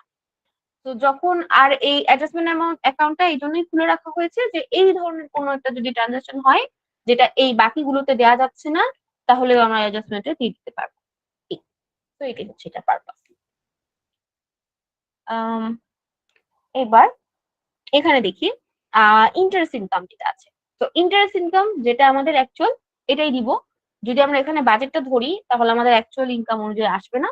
এটা আমাদের যেহেতু লেটেস্ট, তো দ্যাটস আমরা লেটেস্টটাই ধরবো, এখানে ইন্টারেস্ট ইনকাম এটাই হবে। দেন ইনভেস্টমেন্ট ইনকাম। ইনভেস্টমেন্ট ইনকামটা আমরা ধরেছিলাম 200 করে। ইনভেস্টমেন্ট ইনকামটা এমন একটা ইনকাম, ধরেন আপনি কোথাও ইনভেস্ট করেছিলেন, ওই ইনভেস্টমেন্টের টাকাটা আবার আপনার কাছে ব্যাক আসছে, বা আপনি সেটার মাধ্যমে ওই ইনকামটা করছেন। তো ওই ধরেন আপনি লোন দিয়েছিলেন কোনো, বা ইনভেস্ট করেছিলেন কোনো আদার কোম্পানিতে, সেটার অ্যামাউন্টটা আপনি রিসিভ করছেন, সেটার সেই অ্যামাউন্টটা এবং সেটার সাথে যে ইন্টারেস্ট থাকে সেটা। তো এইটা এভাবে ধরেছি। তো এই কারণে আমি এখানেও ইন্টারেস্ট ইনকাম, এই দুটা কারেন্ট, এই কারেন্ট দুটো ধরবো, রিসেন্ট দুটো। তারপরে gain on sell of fixed asset, এই আদার ইনভেস্টমেন্ট ইনকাম এটা সেম থাকবে, এটা 0%, যেহেতু আপনার অলওয়েজ এটা 0% আছে, তো দ্যাট মিনস এটা চেঞ্জ করার প্রয়োজন নাই। তারপর লাস্টে দুইটা ডিভিডেন্ড ইনকাম আর স্পন্সরশিপ, এই দুটো চেঞ্জ করার দরকার নেই, এগুলো সেম। গেইন অন লসটা শুধু চেঞ্জ হবে, এখানে আমি 100 বা 50 দিয়ে রাখছি, এটাও মিনিমাম করে রাখছি। এই, তো আমাদের এটা হচ্ছে আমাদের এই মাসের বাজেট, এবং এখানে আমরা অপারেটিং এন্ড নন অপারেটিং দুটোই করলাম। দেন এবার ইনক্রিমেন্টাল বাজেট সিস্টেমের মধ্যে দেখতে পাচ্ছি যে আমাদের এখানে কস্ট অফ গুড সোল্ড, আমরা এখানে আমাদের কস্টটা এই অনুযায়ী বাড়বে। আমাদের 8000 এর জায়গায় হবে, এখানে 7000 আছে। তো তো এটা হচ্ছে গত মাসে যখন 1,85,000 ছিল, তখন হয়েছিল 7000। তো 7000 এর উপর যদি 10% করি, তাহলে 7700 এর মতো হয়। ইয়েস, 700 এর মতো হয়, 7700। তো আমি 7500 এর, যে কস্ট অফ গুডস 7500 এর মধ্যেই করার চেষ্টা করব। যদি এর চেয়ে একটু বাড়েও, তাহলেও খুব বেশি ভ্যারিয়েন্স আসবে না। দেখেন এখানে 1000 এর মতো বেড়েছে, 14% ভ্যারিয়েন্স হয়েছে, খুব বেশি কিন্তু ভ্যারি করেনি। তারপর এখানে দেখতে পাচ্ছি যে 1,15,000 এর মধ্যে 2000 ছিল, তো আমি 2000ই রাখছি। তো এবার দেখতে পাচ্ছি 2000 এর মধ্যে এখানে একটা বিষয় আছে, যেহেতু গত মাসে দেখতে পাচ্ছি যে মাত্র 1,00,000 সার্ভিস দিয়েই এখানে কস্ট হয়েছিল গত মাসের বাজেট থেকে বেশি। তো দ্যাট মিনস এই মাসেও বাজেটটা বাড়ার চান্স আছে। প্রবাবলি এখানে কোনো ইনফ্লেশন রেট কাজ করছে, যেটার কারণে গত মাসে এই অ্যামাউন্টটা বেড়ে গেছে। ঠিক আছে, তো অফকোর্স আমাদের এখানে কিছুটা কস্ট রেন্ডার, সার্ভিস রেন্ডার, এটা একটু বাড়িয়ে ধরলে ভালো হয়। তো এটা যদি আমরা একটু কমিয়ে রেখে দেই, তাহলে দেখা যাবে এই যে এরকম ভেরিয়েন্সটা বেশি আসবে। তো আমরা চেষ্টা করব যে এখানে 2000 এর জায়গায় এখানে 3000 ধরা। 3000 ধরলে তাহলে আমাদের এই পরিমাণ সার্ভিস প্রোভাইড করতে 3000 টাকার মধ্যেই আমাদের কস্টটা ইনক্রিমেন্ট হয়ে যাবে, সুন্দরভাবে আমাদের ডান হয়ে যাবে কাজটা। তো এই হচ্ছে আমাদের কস্ট আর সেলস এর সমন্বয়ে তৈরি করা, যে তারপর আমরা পাচ্ছি কস্ট প্রফিট মার্জিন, যেটা গ্রস মার্জিন যেটা। তো এই গ্রস মার্জিন প্রফিটটার অ্যামাউন্টটা আমরা দেখতে পাচ্ছি গত মাসের তুলনায় কিন্তু ইনক্রিজ করেছে, যেটা আমাদের আসলে কোম্পানির মূল লক্ষ্য, যে ইনক্রিজটা করাটা। তো এটা আমাদের ইনক্রিজ হচ্ছে। এবার নিচে আসি, এখানে এক্সপেন্সেস। তো কিছু কিছু অ্যাকাউন্ট যেগুলো চেঞ্জ করা লাগবে, যেমন অ্যাডভার্টাইজমেন্ট এন্ড মার্কেটিং আছে, এটা আমি বলেছিলাম কিছুটা চেঞ্জ করলে ভালো। তবে যেহেতু ইনক্রিমেন্টাল বাজেট তৈরি করছি, খুব বেশি অ্যামাউন্ট বাড়াবো না, আমরা এখানে 200 টাকার মতো বাড়াই, 700। তো যেহেতু দেখতে পাচ্ছি গত মাসে 800 খরচ হয়েছে, আমরা ইনক্রিমেন্টাল বাজেটে কি করব, কস্টের মধ্যে থাকবো, চেষ্টা করব 700 এর মধ্যে যাতে কমপ্লিট হয় বা 750 এর মধ্যে যাতে কমপ্লিট হয়। দেন ইন্স্যুরেন্স এক্সপেন্স, তো ইন্স্যুরেন্সটা 500 ছিল বাজেট, 560 হয়েছে, এটা খুব বেশি ভ্যারিয়েন্স নাই, তো 500ই ধরে রাখবো। তারপর লিগালের ক্ষেত্রে দেখতে পাচ্ছি ভ্যারিয়েন্স আছে, তো দ্যাট মিনস কারেন্ট যে লিগাল এক্সপেন্স সেটা ধরবো। অফিস সাপ্লাইজ এটা ধরেছিলাম 700, হয়েছিল 800, খুব বেশি ভেরিয়েন্স না, এটা 700 ধরলেই এনাফ, এটা সেম রাখতে পারবো। তারপর রিপেয়ার মেইনটেনেন্স এগুলো সেম রাখবো, সফটওয়্যার সেম, সফটওয়্যারটা কারেন্ট আপডেট হবে সফটওয়্যারটা, তো আমরা সফটওয়্যারটাতে কারেন্ট আপডেট করব। কাস্টমস এন্ড ফ্রেট কস্ট এটা ভেরিয়েন্স কত বেশি না, 50 টাকা ধরেছিলাম, 30 টাকা হয়েছে, তো এটা তো অবশ্যই কস্ট কম হলে ভালো আমার জন্য, তো এটা আমরা কস্টটা এই পরিমাণই রাখবো। পোস্টেজটা 400 ধরেছিলাম, 460 হয়েছে, এটা ভেরিয়েন্স বেশি না। প্রিন্টিং অ্যাক্সেসরিজ 100 ধরেছিলাম, 60 হয়েছে, তো আমরা আপডেট করব হচ্ছে 60 বা 50 এর দিকে, 50 এর দিকে আপডেট করব, কারণ এখানে ভেরিয়েন্স বেশি হয়ে গেছে। তারপর মিসিলিনিয়াসটা আমরা এখানে আরো কম ধরতে পারি, যেহেতু আমরা দেখতে পাচ্ছি যে মিসিলিনিয়াস গত মাসেই একটু কম খরচ হয়েছে, আমরা চাইলে আরো কমে রাখতে পারবো, 160 বা 150। ওকে, দেন রেন্ট আর প্রপার্টি ট্যাক্স এই দুটো সেম থাকবে। ট্রাভেলটা 600 ধরেছিলাম, 560 হয়েছে, তো আমি এখানে 500 ধরবো এখন, কারণ 560 এর চেয়ে আরো কমানো যাবে। 9000 আছে, এই 9000 মিল আর এন্টারটেনমেন্ট এটা সেম থাকবে। ইন্টারনেট এক্সপেন্স এটাও সেম থাকবে। ভেহিকেল এক্সপেন্স কমানো যাবে, ভেহিকেল এক্সপেন্স এখানে কমিয়ে 800 বা 700 মতো করে ধরতে পারবেন। আর ইউটিলিটি যেটা আছে, ইউটিলিটি কারেন্ট যে ইউটিলিটিটা, এটা ধরবো। তো আমি কোনটা কোনটা কারেন্টলি ডাটা দেখে আপডেট করলাম, আমরা কিন্তু কারেন্ট যে কস্ট গুলো এখন হচ্ছে, সেই কিছু কিছু ফিক্সড কস্ট বা কিছু কিছু আছে যে প্রত্যেক মাসেই কাছাকাছি হয়, তো ওই অ্যামাউন্ট গুলোকে কারেন্টটা দেখে আপডেট করলাম। Other than that most of the cases এখানে ইনক্রিমেন্টালের ক্ষেত্রে আপনার বাজেট ফলো করেই বাজেট তৈরি করা হবে। দেন নিচে আসি, বাকিগুলোর মধ্যে এখানে একটা অ্যামাউন্ট আছে, সেটা হচ্ছে ওয়েজেস এন্ড স্যালারিজ 6000 হবে, বাকি অ্যামাউন্ট গুলো সেম। মানে ওয়েজেস এর স্যালারিজটা আপনারা সবসময় অ্যাকচুয়ালটা ফলো করবেন, যে মাসে এমপ্লয় চলে যাচ্ছে সেই মাসে আমাদের ওয়েজেস এর স্যালারিজ এর অ্যাকচুয়াল অ্যামাউন্টটা এখানে কমে যাবে। অফকোর্স তাহলে নেক্সট মান্থ থেকে আমাদের বাজেট ওই অ্যাকচুয়াল অ্যামাউন্টে ধরতে হবে। যে মাসে নতুন এমপ্লয়ি অ্যাড হচ্ছে, অফকোর্স আমাদের নতুন এমপ্লয়ি অ্যাড হওয়ার পর অ্যাকচুয়াল অ্যামাউন্ট ইনক্রিজ হবে, তো অফকোর্স ওই অ্যামাউন্টটাই নেক্সট মান্থে আবার আমাদের অ্যাকচুয়াল স্যালারি হবে। তো অফকোর্স আমাদের অ্যাকচুয়াল অ্যামাউন্টটা ধরেই স্যালারিটা সবসময় অ্যাড করা উচিত। দেন এইখানে যে অ্যামাউন্ট গুলো আছে সবগুলো অ্যাকচুয়ালটাই নিচ্ছি, কারণ এগুলো হচ্ছে লোন, অ্যামortization এন্ড ইন্টারেস্ট এগুলো, প্লাস ডেপ্রিসিয়েশনটা আপডেটেড অ্যামাউন্টটা। আর ডিসপোজালের ক্ষেত্রে এখানেও 100। তো এই হচ্ছে ইন টোটাল আমাদের নেট ইনকাম। যদি এখন খেয়াল করেন নেট ইনকামটা গত মাসের চেয়ে কিন্তু এই মাসে কিছুটা হলেও ইনক্রিজ পেয়েছে। ওকে, সো দ্যাট মিনস আমরা যদি ইনক্রিমেন্টাল বাজেট ফলো করে চলি, দেখেন প্রিভিয়াস মান্থের অ্যাকচুয়ালের বা বাজেটেড অ্যামাউন্টের কাছাকাছি কিন্তু ইনক্রিমেন্টটা রয়ে গেছে, খুব বেশি যে বেড়েছে তা না, বাট কিছুটা বেড়েছে এটা বোঝা যাচ্ছে, এবং এটা হচ্ছে আমাদের সেই রিফ্লেকশনটা ইনক্রিমেন্টাল বাজেট। এ দ্যাটস ওয়াই ইনক্রিমেন্টাল বাজেটের ক্ষেত্রে আমাদের বাজেট তৈরি করা ইজি, যেহেতু আমরা প্রিভিয়াস মান্থের বাজেটই ফলো করে তৈরি করি, তো তাই আমাদের ইনক্রিমেন্টাল বাজেটের মাধ্যমে বাজেট ম্যানেজমেন্ট ইজি হয়ে যায়। আর আমাদের খুব বেশি কস্টের মধ্যে বা সার্ভিসের মধ্যে দেখা যায় খুব বেশি আমাদের এখানে ইনকাম এবং এক্সপেন্সের মধ্যে ভ্যারি করে না, ভ্যারিয়েন্স গুলো কম আসে। এই তো আমাদের এটা হচ্ছে ইনক্রিমেন্টাল বাজেট। তার কোনো কোশ্চেন আছে?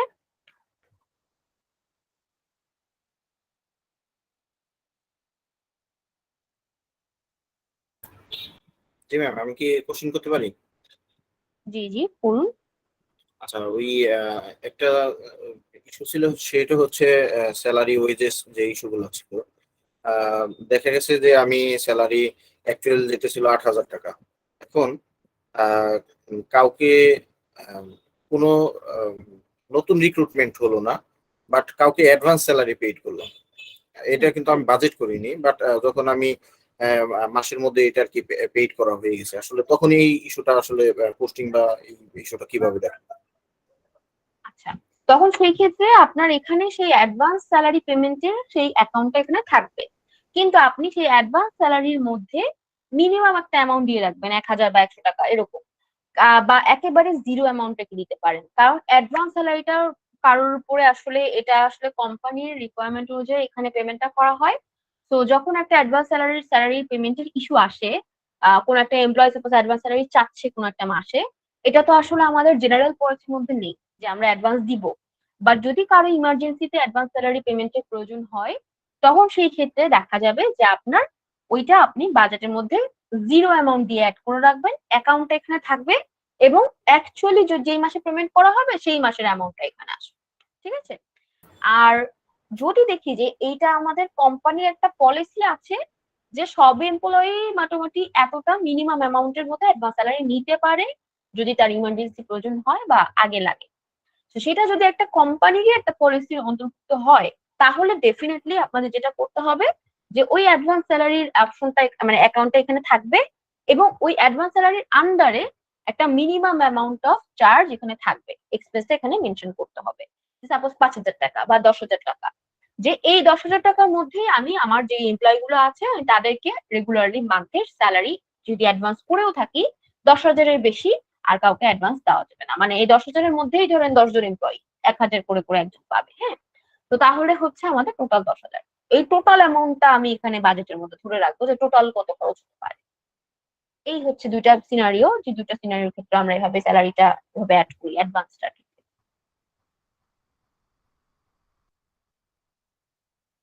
ঠিক আছে?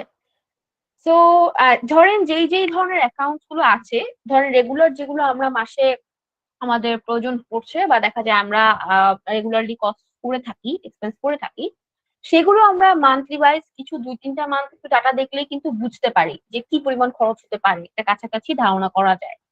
তো যেহেতু বাজেটটা পুরোপুরি হচ্ছে আগে থেকে ধারণা করে প্ল্যান করার প্রসেসের মধ্যে দিয়ে যাচ্ছি, তো সেই কারণে আমাদের কিছু ক্যালকুলেশনের দরকার পড়ে, কিছু আগের ডাটা অ্যানালাইসিস করা দরকার পড়ে, সেটার মাধ্যমে আমরা পরবর্তী মানগুলোতে অ্যাকচুয়াল এর কাছাকাছি বাজেট তৈরি করতে পারি। আমরা তো আগে থেকে বুঝি না যে অ্যাকচুয়ালি যে এত টাকা খরচ হতে যাচ্ছে সেটা বোঝা যায় না।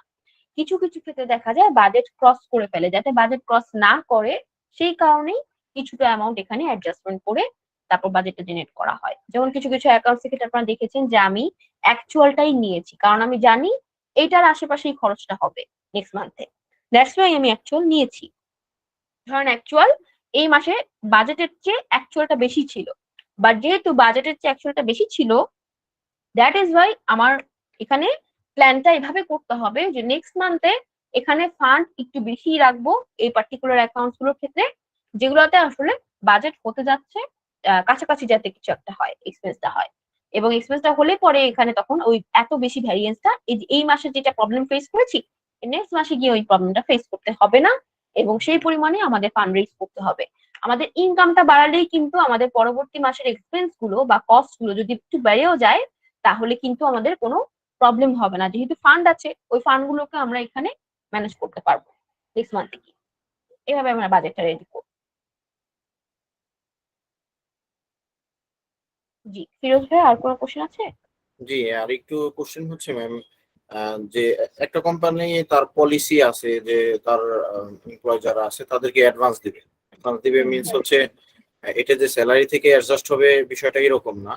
তারা অ্যাডভান্স নিচ্ছে, আর হচ্ছে তাদের যে এক্সপেন্স গুলো হচ্ছে এক্সপেন্সের এগেনস্টে তারা বিভিন্ন বিল ভাউচার এগুলো অ্যাকাউন্টসে বুঝিয়ে দিচ্ছে, বাস ওইখান থেকে এইভাবে অ্যাডজাস্টমেন্ট হচ্ছে। তো এই ক্ষেত্রে মানে বাজেটের আসলে মানে কোন ইয়াটা ফলো করবো আপনার? আচ্ছা, তো এইটা হচ্ছে কোন একটা অ্যাডভান্স পেমেন্ট করা হচ্ছে কোন একটা এমপ্লয়কে, সাপোজ সে অ্যাকাউন্টস এর কেউ না, সাপোজ সে হচ্ছে কোনো ম্যানেজমেন্টের কোনো পার্সন, এবং তাকে অ্যাডভান্স স্যালারি পেমেন্ট করা হচ্ছে বা অ্যাডভান্স একটা পেমেন্ট করা হচ্ছে যে সে ফার্নিচারের জন্য পেমেন্ট করবে, সে কোম্পানির রিপেয়ারের জন্য পেমেন্ট করবে, বাট তার কাছে সেই পেমেন্টটা কোম্পানি আগে থেকে দিয়ে রাখছে। যদি এরকম একটা বিষয় হয় সেটা হচ্ছে অ্যাডভান্স পেমেন্ট।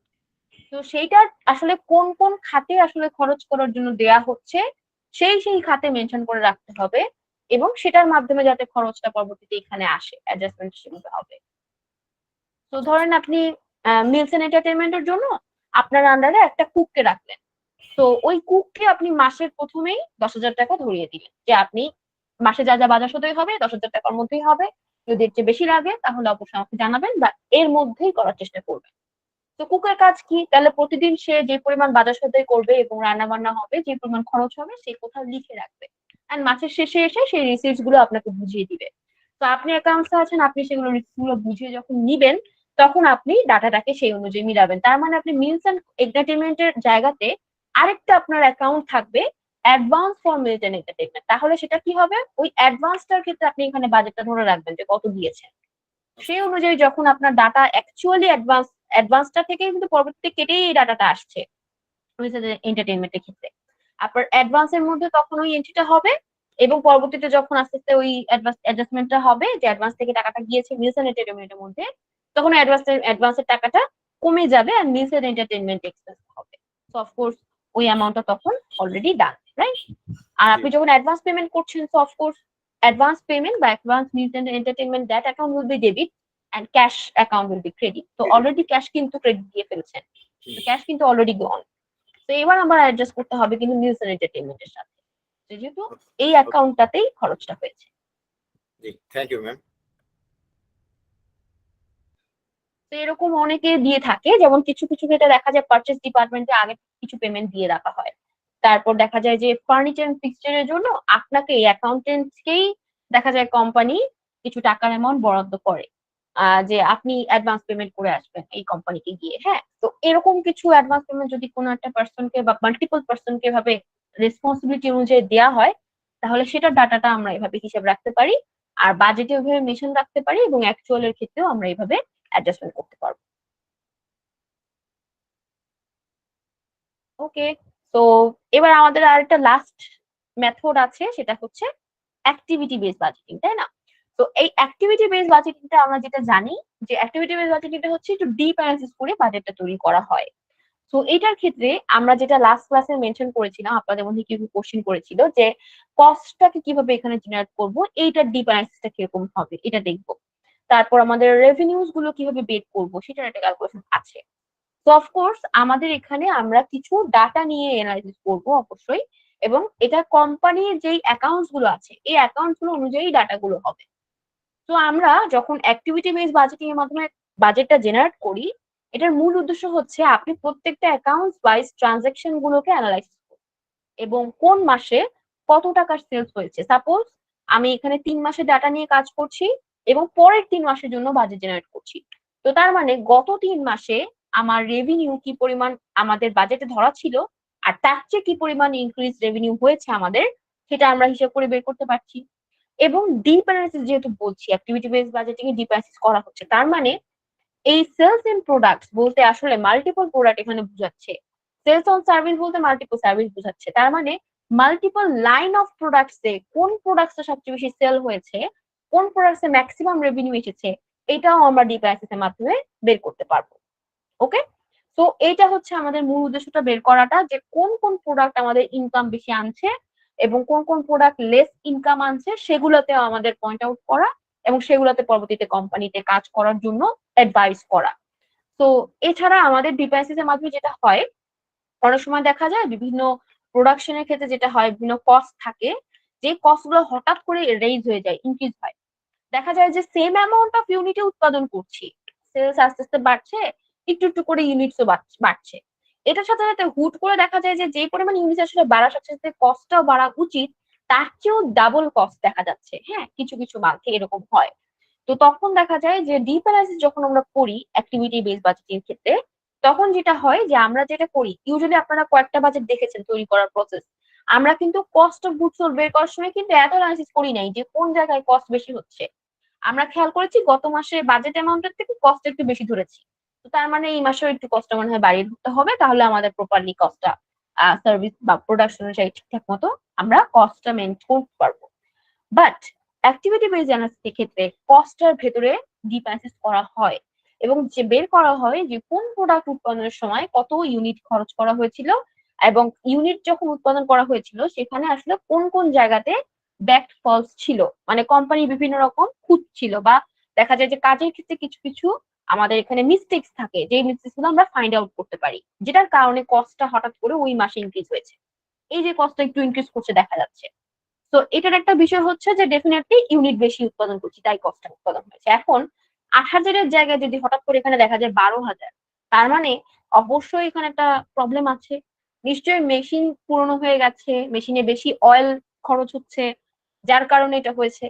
হতে পারে যে কোনো মেশিন হয়তো ড্যামেজ ছিল, যেটার কারণে আমাদের ইউনিট প্রডিউস করতে গিয়ে বেশি ইউটিলিটি আমাদের সাপ্লাই করতে হয়েছে, বেশি লেবার কস্ট হয়েছে, কিছু একটা এরকম কারণ।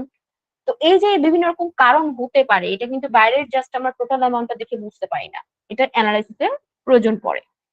তো এই কারণে আমাদের বিভিন্ন, এই যে জাস্ট শুধুমাত্র প্রোডাকশনের কথা বললাম, এরকম করে আমাদের অপারেটিং এবং নন অপারেটিং এ বিভিন্ন অ্যাকাউন্টস আছে। কিছু কিছু অ্যাকাউন্টস অনুযায়ী আমরা এরকম অ্যানালাইসিসটা করাটা জরুরি মনে করি। তো সেগুলোর ক্ষেত্রেই আমরা অ্যানালাইসিস গুলো করে থাকি। ইভেন সার্ভিসের ক্ষেত্রেও আমরা অ্যানালাইসিস করে থাকি যে কোন সার্ভিস কত কস্ট হচ্ছে, কস্ট গুলো, সার্ভিসের কস্ট গুলো কিভাবে হয়। যেসব এমপ্লয়ি বা ওয়ার্কার্স যারা হচ্ছে সার্ভিসের সাথে জড়িত, সার্ভিসটা সরাসরি কাস্টমারকে প্রোভাইড করছে, কনসাল্ট করছে, কাস্টমার সার্ভিস প্রোভাইড করছে, তাদের একটা কস্ট আছে। তারপর সার্ভিসের সাথে অনেক সময় ছোট ছোট কিছু ম্যাটেরিয়ালস, কিছু পেপারস, কিছু ডকুমেন্টেশন থাকে। সার্ভিসের ক্ষেত্রে এরকম কিছু কস্ট থাকে যেগুলো আমাদের প্রোভাইড করতে হয়। যেমন আমরা যদি জাস্ট একটা টেলিকমিউনিকেশন কোম্পানির কথা চিন্তা করি, তারা হচ্ছে আপনার সার্ভিসটা দিচ্ছে, তারা কিসের মাধ্যমে তারা দিচ্ছে, টেলিকমিউনিকেশন বিভিন্ন টেকনোলজি বা টেলিকমিউনিকেশন বিভিন্ন সার্ভিস প্রোভাইডিং করার মাধ্যমে। ওই সার্ভিস গুলোর মধ্যে আবার তাদের কিছু কস্ট থাকে। যেমন আপনি যখন একটা সিম পারচেস করছেন, সিম গুলা উৎপাদন করার কস্ট, তারপর একটা ইউজারকে প্রপার গাইডেন্স দেওয়ার জন্য তারা যে পরিমাণ খরচ করে তাদের অ্যাডভার্টাইজমেন্টের জন্য, তাদের বিভিন্ন প্রোডাকশনের ক্ষেত্রে, এই যে বিভিন্ন জিনিসগুলো আছে এগুলো সার্ভিসের সাথে জেনারেটেড। তো ওগুলো তারা তাদের কস্ট অফ সার্ভিস। তো এই ধরনের বিভিন্ন সার্ভিসের সাথে বিভিন্ন ধরনের কস্ট থাকতে পারে। তো এই যে এখানে টোটাল অ্যামাউন্টটা দেখতে পাচ্ছি, এই টোটাল অ্যামাউন্ট দেখে বোঝার উপায় নেই যে কোন সার্ভিস গুলোর ক্ষেত্রে আমাদের বেশি কস্ট হচ্ছে। অনেক সময় এরকম হতে পারে একটা কোম্পানি সার্ভিস প্রোভাইড করার ক্ষেত্রে বাইরের কোনো কোম্পানির কাছ থেকে একটা এক্সপার্ট হেড হায়ার করে নিয়ে আসে, যে ওই সার্ভিসটাতে তারা যাতে প্রপার সার্ভিস দিতে পারে কাস্টমারদেরকে, সেটার জন্য। তো এই যে আমি একটা নতুন একটা কনসালটেন্ট হায়ার করে নিয়ে আসলাম, একে আমার সার্ভিসটা প্রোভাইড করার জন্য এর এর যে স্যালারিটা দিচ্ছি, এ কিন্তু নন স্যালারি আমাদের কন্ট্রাক্টর বা নন স্যালারি কনসালটেন্ট, তার জন্য যে কস্টটা প্রোভাইড করা হচ্ছে এটা কিন্তু ডাইরেক্টলি সার্ভিসের সাথে জড়িত। তো এরকম সার্ভিসের মধ্যে এরকম বিভিন্ন রকম কস্ট থাকে, আমি জাস্ট একটা উদাহরণ বললাম, এরকম আরো অনেক ধরনের থাকে। তো এই হচ্ছে বিভিন্ন রকম কস্ট এন্ড প্রোডাক্ট বা সার্ভিস রিলেটেড কস্ট যেটা আমি বললাম। এছাড়া আরো অনেক এক্সপেন্সেস আছে, ধরেন আপনার কোম্পানিতে যে এক্সপেন্স গুলো দেখতে পাচ্ছি আমরা, এখানে কিছু কিছু এক্সপেন্স আছে হুট করে অনেক অ্যামাউন্টের এক্সপেন্স হয়ে যায় মাসে। তো সাপোজ আপনি ফিক্সড অ্যাসেট পারচেজ করবেন, এরকম ফিক্সড অ্যাসেট রিলেটেড এক্সপেন্স থাকে। আবার আপনি সাপোজ কোনো মাসে আপনার রিপেয়ার মেইনটেনেন্স এত বেশি কস্ট হয় না, হুট করে দেখা গেল একটা মাসে আমাদের 3-4টা এসি নষ্ট হয়ে গেল অফিসের, তো ওইটার জন্য রিপেয়ারিং কস্ট আমার আসলো প্রায় 5,000 টাকা। তো এই মাসে আমাদের খরচের মানে বাজেট ছিল মাত্র 600 টাকার মতো, সেখানে 5,000 টাকার মতো খরচ চলে আসতেছে। তার মানে এখানে হচ্ছে আমাদের অবশ্যই অ্যানালিসিসের প্রয়োজন আছে। এখানে আমাদের ম্যানেজমেন্টের গাইডলাইন নিতে হবে, আমাদের ম্যানেজমেন্টের থেকে পারমিশনটা নিতে হবে, অ্যাপ্রুভাল নিতে হবে যে আমরা এই অ্যামাউন্টের খরচটা করবো কিনা। তো এই যে কিছু কিছু ইমার্জেন্সি এক্সপেন্স থাকে, এই ইমার্জেন্সি বেসিস যে কস্ট গুলো হয়ে থাকে বা এক্সপেন্স গুলো হয়ে থাকে, এগুলো আমাদের ফাইন্ড আউট করতে হয় এই অ্যাক্টিভিটি বেস বাজেটিং এর ক্ষেত্রে, যে কেন হচ্ছে। আচ্ছা ঠিক আছে, এটা অ্যাপ্রুভড হয়েছে, দ্যাট মিনস এখানে কারণ ছিল, ওই কারণটা দেখিয়ে এবং কারণটা বের করে আমরা বাজেটটা জেনারেট করি। তার মানে তখন আমাদের কি হয়, বাজেটটা আরো অ্যাকিউরেট হয়, আরো বেশি অ্যাকিউরেট হয়, আরো বেশি ক্লোজ হয়। দেখতে পাবেন যে 30 থেকে 20% মধ্যেই হয়ে যায় বাজেটটা আমাদের, দেখা যায় খুব বেশি ভেরিয়েন্স হয় না। যে অ্যামাউন্টের বাজেট ধরবো ওই অ্যামাউন্টের মধ্যেই যদি আমরা চলতে পারি ওই মাসগুলোতে, তাহলে দেখা যাবে যে আমাদের ওই অ্যামাউন্টের কাছাকাছি, যে যত আমরা নেট ইনকাম ধরে রাখছি at the end of the month, net income ওই কাছাকাছি হয়ে যায়। তো তার কারণে কোম্পানি অনেক বেনিফিটেড হয়। এই যে যে কাজ করছি, অনেক ছোট বড় মিস্টেকস, অনেক কিছু আমাদের সামনে চলে আসে যেটা নিয়ে কোম্পানি কাজ করতে পারে। এবং এই কারণে অ্যাক্টিভিটি বেস বাজেটটা, অনেক গ্রুপ অফ কোম্পানি যখন বাজেট তৈরি করে, তারপর একটা বড় গ্রুপ অফ কোম্পানি আছে যাদের প্রোডাক্ট বা সার্ভিস লাইন বিভিন্ন ভাবে তাদের বিভক্ত। অনেকের আছে যে সাপোজ একটা গ্রুপ অফ কোম্পানির টেক্সটাইল বিজনেস আছে, তাদের সাপোজ ম্যানুফ্যাকচারিং বিজনেস আছে, তাদের অন্য ধরনের কিছু কিছু সার্ভিস প্রোভাইডিং বিজনেস আছে, হার্বাল একটা প্রোডাক্টের বিজনেস আছে। তো এরকম বিভিন্ন যে প্রোডাক্টের লাইন আছে বা সার্ভিসের লাইন আছে, প্রত্যেকটা কোম্পানির জন্য আলাদা আলাদা ভাবে বাজেট তৈরি করা হয় এবং সেগুলো অ্যাক্টিভিটি বেস বাজেটিং এর পদ্ধতিতে বাজেট তৈরি করা হয়, যাতে তারা ইভালুয়েট করে বের করতে পারে যে তাদের ওই কোম্পানিতে ওই বাজেটের মধ্যে খরচগুলোর মধ্যে কোন কোন খরচে বেশি খরচ হচ্ছে। এগুলো বের করার চেষ্টা করে। ঠিক আছে? তো এই তো মোটামুটি আমি আপনাদের সাথে শেয়ার করলাম কিভাবে অ্যাক্টিভিটি বেসড রেজাল্টটা করবেন, বাট অ্যানালাইসিসটা কিভাবে করবেন এটা শর্টে আমি এখানে দেখিয়ে দিচ্ছি। তো সাপোজ আমি একটা দুইটা অ্যাকাউন্টস নিয়ে কাজ করি, তাহলে বুঝতে পারবেন কিভাবে আমরা অ্যানালাইসিস গুলো করতে পারবো। প্রত্যেকটা কোম্পানির অ্যানালাইসিসের টেকনিক গুলো জাস্ট একই কাছাকাছি রকম থাকবে। অ্যাকাউন্টস তো বিভিন্ন রকম হয়, সো আপনারা আপনাদের অ্যাকাউন্টস অনুযায়ী অ্যানালাইসিস গুলো করবেন। তো সাপোজ আমি এখানে সেলস অফ প্রোডাক্টটা ধরছি, সেলস অন প্রোডাক্টস। তো আমি ধরে নিচ্ছি যে এটা হচ্ছে 2022-এর সেপ্টেম্বর, রাইট? তো সেপ্টেম্বর 2022, আর এটা হচ্ছে আমাদের অক্টোবর 2022। তো এখন আমাদের খেয়াল করি, আমাদের এখানে হচ্ছে সেপ্টেম্বরে অ্যাকচুয়াল অ্যামাউন্ট যা ছিল বা বাজেটের যা অবস্থা ছিল, তো সেপ্টেম্বরের যে অ্যামাউন্টটা এখানে আমি নিয়ে আসি, এটা হচ্ছে আমাদের অ্যাকচুয়াল, আর এটা হচ্ছে আমাদের বাজেট। ঠিক আছে? এবার আমরা অক্টোবরের জন্য যেহেতু বাজেট তৈরি করছি, তো অফকোর্স আমাদের বাজেট অ্যামাউন্টটা এখানে বের করতে হবে অক্টোবরের ক্ষেত্রে। তো আমি অক্টোবরটা একটু পরে নিয়ে যাই, অন্য একটা সেলে নিয়ে যাই। এই তো এবার আমাদের এখানে হচ্ছে অ্যাকচুয়াল যে অ্যামাউন্টটা 20,000, তো 20,000টা আমি অ্যাকচুয়ালে বসালাম আর বাজেটের অ্যামাউন্টটা এখানে বসালাম। তো এবার দেখতে পাচ্ছি যে সেপ্টেম্বরের যে অ্যামাউন্ট গুলো আছে এগুলো দেখে কিন্তু ইজিলি বোঝা যাচ্ছে না যে কোন অ্যামাউন্ট কোন প্রোডাক্ট বা কোন সার্ভিসের মাধ্যমে আসছে। তো এইটা হচ্ছে শুধুমাত্র সেলস অন প্রোডাক্ট এই অ্যামাউন্টটা।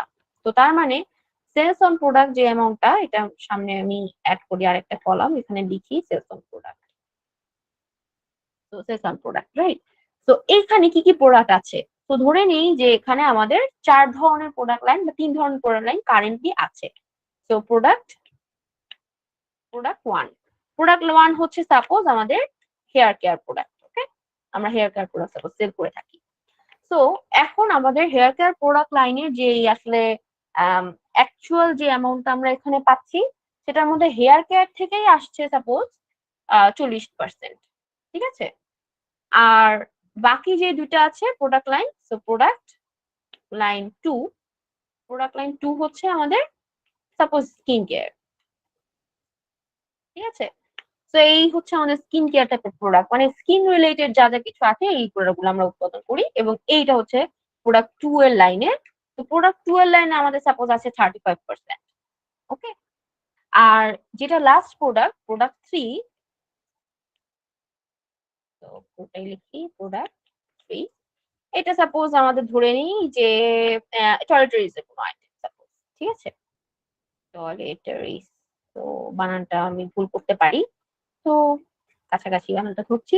আচ্ছা, তো এই হচ্ছে আমাদের বিভিন্ন রকম প্রোডাক্টস। এটার মধ্যে বাকি যে অ্যামাউন্টটা এখানে প্রবাবলি 25% আর বাকি থাকে, হ্যাঁ 25% এর মতো। তো 25% এই টোটাল অ্যামাউন্টটা নিয়ে হচ্ছে আমরা বাজেট ধরেছিলাম, যে আমাদের এখানে যে বাজেটটা ধরেছিলাম এটা হচ্ছে আমাদের 40% অনুযায়ী এখানে এই অ্যামাউন্ট অনুযায়ী বাজেট ধরেছিলাম, আমাদের 35% অনুযায়ী এখানে বাজেট ধরেছিলাম যেটা, 25% অনুযায়ী বাজেট ধরেছিলাম সেটা সেভাবে আসছে।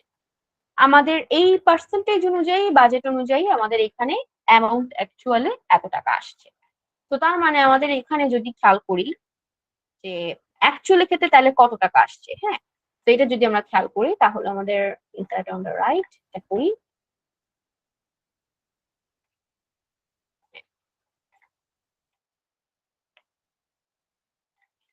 তো সেম যেহেতু আমি এখানে গেট করে দিচ্ছি, তো এইটার উপরে যদি এবার আমরা খেয়াল করি, যদি আমরা ইকুয়েশন বের করি যে কত টাকা আসলে পার্সেন্টেজের কত টাকা এখানে টোটাল, তো আমি এখানে ইনসার্ট ফাংশনস,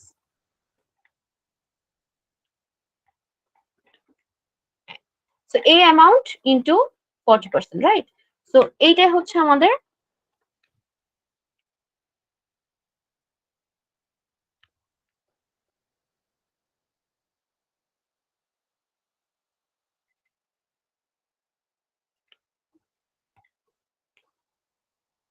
আচ্ছা, এটা অটোমেটিক্যালি পার্সেন্টেজ নিয়ে নিচ্ছে। আচ্ছা, আমি একটা কাজ করি, আহ এগুলো হচ্ছে জাস্ট সিম্পলি নট পার্সেন্টেজ, তো ফরম্যাট নাম্বার নাম্বার।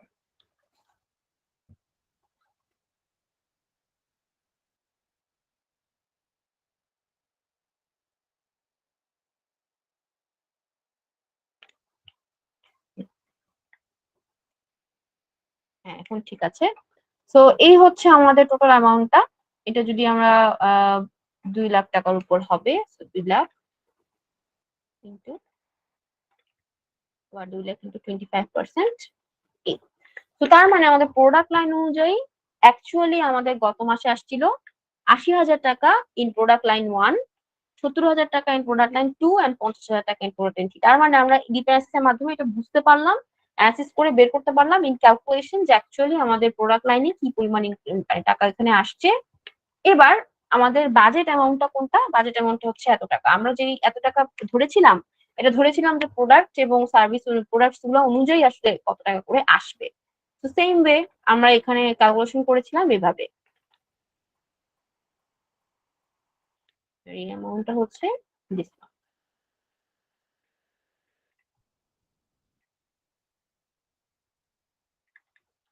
এই যে, তো এই অ্যামাউন্টটাকে জাস্ট চেঞ্জ করবো 1,85,000, আবারও ধরবো 1,85,000 এর উপর 25%।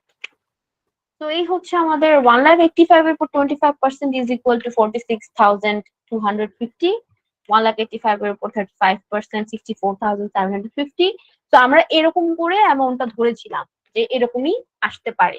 তো সেই তুলনায় আমাদের এখানে বাজেটের অ্যামাউন্ট বেড়েছে, অবশ্যই অ্যাকচুয়ালি বেড়েছে, আমাদের অ্যাকচুয়ালি রেভিনিউটা ইনক্রিজ হয়েছে। এবার আমরা এই মাসে যে অক্টোবরে যে ধরছি, এই অক্টোবরটা আমরা কত ধরলে, আচ্ছা এখানে চেঞ্জ হয়েছে একটু, দেখতে পাচ্ছি অলরেডি। তো আমি এটা ডেট হিসেবে দেই, নাম্বার যেহেতু দিয়েছি এটা চেঞ্জ হয়েছে ফরম্যাটটা। তো এখানে চেঞ্জ করি ডেট। হ্যাঁ, তো তাহলে আমি ধরলাম যে অক্টোবরের যেই সিস্টেমটা, যে অক্টোবরে আমি যে বাজেটটা ধরছি, এই অক্টোবরের বাজেটটা অনুযায়ী আমি দেখতে পাচ্ছি যে এটা হচ্ছে আমাদের বাজেটের অ্যামাউন্ট কত ধরলে ভালো হয়। তো এই যে অ্যামাউন্টটা দেখতে পাচ্ছি এখানে, তো এখানে আমাদের এই অ্যামাউন্টটা অনুযায়ী যদি বাজেট ধরি 10% ইনক্রিজ করে, তাহলে আমাদের কত আসতে পারে। তো এখন আমরা ধরে নিই যে আমাদের প্রত্যেকটা প্রোডাক্ট লাইন অনুযায়ী আমরা এখানে 10% করে বা কিছুটা অ্যামাউন্ট এখানে ইনক্রিজ করব। তো 40% এর মধ্যে কত টাকা আমাদের এখানে হলে আমাদের পুরো বাজেট পাবো। আমরা ধরে নিই ইন টোটাল আমাদের যে অ্যামাউন্টটা ধরতে চাচ্ছি সেই অ্যামাউন্টটা হচ্ছে 10%, তার মানে 2,22,000। ঠিক আছে? তো এই 2,22,000 এর মধ্যে তাহলে আমাদের প্রোডাক্টস অনুযায়ী কত আমাদের ইনকাম করলে আমরা 2,20,000 পাবো, এটা বের করতে হবে অবশ্যই আমাদেরকে। তো এই ইনকামটা আমরা পারবো কিনা আসলে ইনক্রিজ করতে সেটা দেখতে হবে। তো বাজেট অনুযায়ী অ্যাকচুয়াল আমরা দেখতে পাচ্ছি এখানে দুটার মধ্যে পার্থক্য করে যে প্রায় 6,000 এর মতো এখানে অ্যামাউন্ট ইনক্রিজ হয়েছে গত মাসে। তো এই মাসে যদি আমি 2,20,000 এর উপর 40% করি তাহলে কেমন আসে? এটা হচ্ছে এই অ্যামাউন্টটা, আর দিস ওয়ান ইজ 40%। 2,40,000 এর উপর যদি করি তাহলে 2 লাখের উপরে যদি করি, 2,20,000 এর মধ্যে যদি করি বাজেট, তাহলে আমাদের আসে হচ্ছে 80,000, 80,000 এন্ড 88,000। এখানে জাস্ট 8,000 ইনক্রিজ হচ্ছে, তাই না? তো এখানে যদি খেয়াল করি যে এই দুটার মধ্যে পার্থক্য হচ্ছে মতো 6,000, আর আমি পরের মাসে চাচ্ছি যে 8,000 ইনক্রিজ হোক। তো এটা কি আমাদের ফিজিবল হবে কিনা, এটা কি পসিবল হবে কিনা? ডিপ অ্যানালিসিস এর মাধ্যমে এটা বুঝতে পারছি যে হ্যাঁ, অ্যাটলিস্ট 6,000 থেকে 7,000 পর্যন্ত পসিবল। তো এই অ্যামাউন্টটা যদি আমি 2,20,000 ধরি তাহলে কি এটা আমাদের ফিজিবল হবে? অবশ্যই না। তারপর আমরা আবার নিচের গুলাকে ইভ্যালুয়েট করি, নিচের গুলাকে ক্যালকুলেট করি। কিভাবে করব? তো একই ওয়ে আমরা জাস্ট এই অ্যামাউন্টটা ধরবো, এই যে 2,20,000 যেটা ধরছি, এন্ড 35%, সো 77,000। তো আমরা এখানেও সেম ওয়েটা দেখতে পাচ্ছি, সেম জিনিসটা, যে প্রায় 5,000 সামথিং এর মতো মনে হয় এখানে ইনক্রিজ হয়েছে। তো 5,000 সামথিং এর মতো ইনক্রিজ হয়েছে, আর এখানে আমরা প্রায় 7,000 এর মতো ইনক্রিজ ধরে নিচ্ছি। তাহলে কিন্তু এই বাজেটটা 2,20,000 ধরাটা আমাদের ঠিক হবে না, তাই না? তারপর এখানে যদি খেয়াল করি যে সেম প্রসেস, 2,20,000 ইন্টু 25%, 55,000। সো এখানে দেখতে পাচ্ছি 46,000 এর চেয়ে ইনক্রিজ হয়েছে শুধুমাত্র 4,000 টাকার মতো, 4,000 না আর একটু কম, 3,000 সামথিং, 3,700 সামথিং। সো 3,700 সামথিং এখানে ইনক্রিজ হচ্ছে এই মাসে শুধুমাত্র। এখন যদি আমি পরবর্তী মাসে ধরে নেই যে প্রায় 5,000 এর মতো ইনক্রিজ হবে, তাহলে কিন্তু এটা অ্যাকচুয়াল অ্যামাউন্টটা আমাদেরকে বুঝাচ্ছে যে আমরা এখানে ইজিলি ইনক্রিজ করতে পারবো না। সো অফকোর্স আমাদের এমন একটা অ্যামাউন্টে ইন টোটাল বাজেট ধরে নিতে হবে। কোম্পানি বলেছে 10%, বাট 10% ইনক্রিজ করার জন্য আমাদের কি পরিমাণ ইনক্রিজ করলে আমাদের পসিবল, ওই অ্যামাউন্টে ইনকাম করাটা পসিবল, এটা আমরা ধরতে পারি। তো এবার আমরা যেটা করব, এখান থেকে জাস্ট একটু চিন্তা ভাবনা করে এখানে 5,000, যেমন এখানে 5,000 দেখতে পাচ্ছি, তো আমাদের এখানে ইনক্রিজ হয়েছিল মাত্র 3,000 সামথিং। তো আমি এখানে ধরে নিই এবার 5,000, 50,000, এই যে এখানে। তো এবার ক্যালকুলেশন না করে যদি আমি বাজেট ধরি, সাপোজ দিস ওয়ান, আমি এটাকে কেটে এদিকে নিয়ে আসি, যদি আমি এই অ্যামাউন্ট ধরি তাহলে এটা আমাদের জন্য ফিজিবল না। বাট যদি আমরা অ্যানালাইসিস করে ধরি অ্যামাউন্ট গুলা, তাহলে অনেকটা অ্যামাউন্ট এরকম আসে, 86,000 এরকম আসবে। তারপর এখানে কত ইনক্রিজ হয়েছে, মাত্র 6,000 এর মতো, এখানেও 6,000 একটু কম। তো আমি ধরে নেই যে 7,560 এরকম আসবে সাপোজ, হ্যাঁ। তারপর এখানে ইনক্রিজ হচ্ছে আহ হ্যাঁ, এখানে ইনক্রিজ হচ্ছে মাত্র 3,000 সামথিং এর মতো। তো আমি ধরে দিচ্ছি যে এখানে আরো ইনক্রিজ করা পসিবল প্রায় 3,000 বা 3,500 এর মতো। তো আমি এখানে ধরে নিই 3,800। এই অ্যামাউন্টটা যদি আমি ইনকাম করি অক্টোবরে, তাহলে আমাদের প্রপারলি আমাদের ইনক্রিজ হবে এবং এইটা আমাদের অ্যাচিভ করা পসিবল। তো ইন দ্যাট কেস আমরা যদি এখানে জাস্ট সাম করি, এবার সাম করে দেখি কত আসে। এবার সাম করবো আমরা এই তিনটাকে, তাহলে আসে হচ্ছে 2,15,400। যেটা আমরা যদি এখানে বাজেট ধরি 2,15,400 অ্যাক্টিভিটি বেস বাজেটিং এর ক্ষেত্রে, তাহলে আমাদের জন্য বেস্ট বাজেট হবে।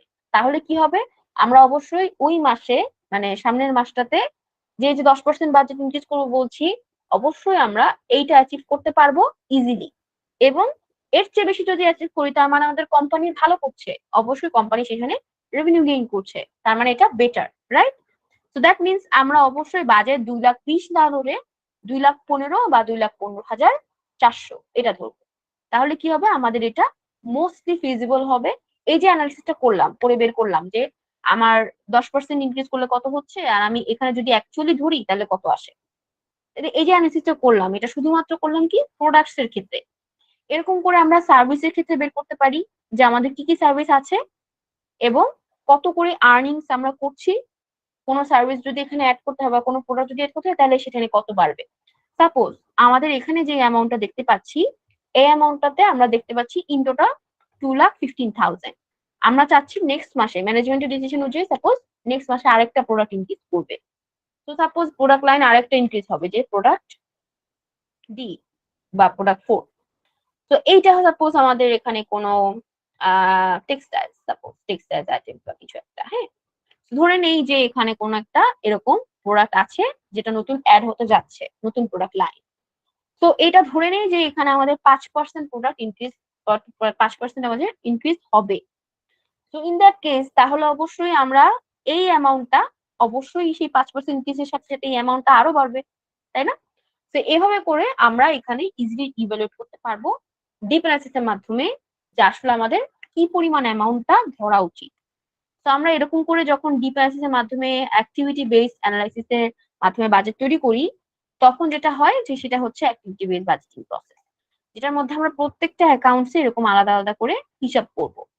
আবার আমরা যদি কস্টের ক্ষেত্রে খেয়াল করি, যেটা আমি কিছুক্ষণ আগেই বলছিলাম, যে আপনি যখন এই যে প্রোডাক্ট গুলা, এই প্রোডাক্ট গুলোর উপরে যদি আমরা কস্ট অফ গুডস সোল্ড বের করি, তো কস্ট অফ গুডস সোল্ড, এখন এখানে আমাদের 3টা প্রোডাক্ট লাইন আছে, যে 3টা প্রোডাক্টের লাইনের উপরে আমাদের কস্টটা ধরতে হচ্ছে।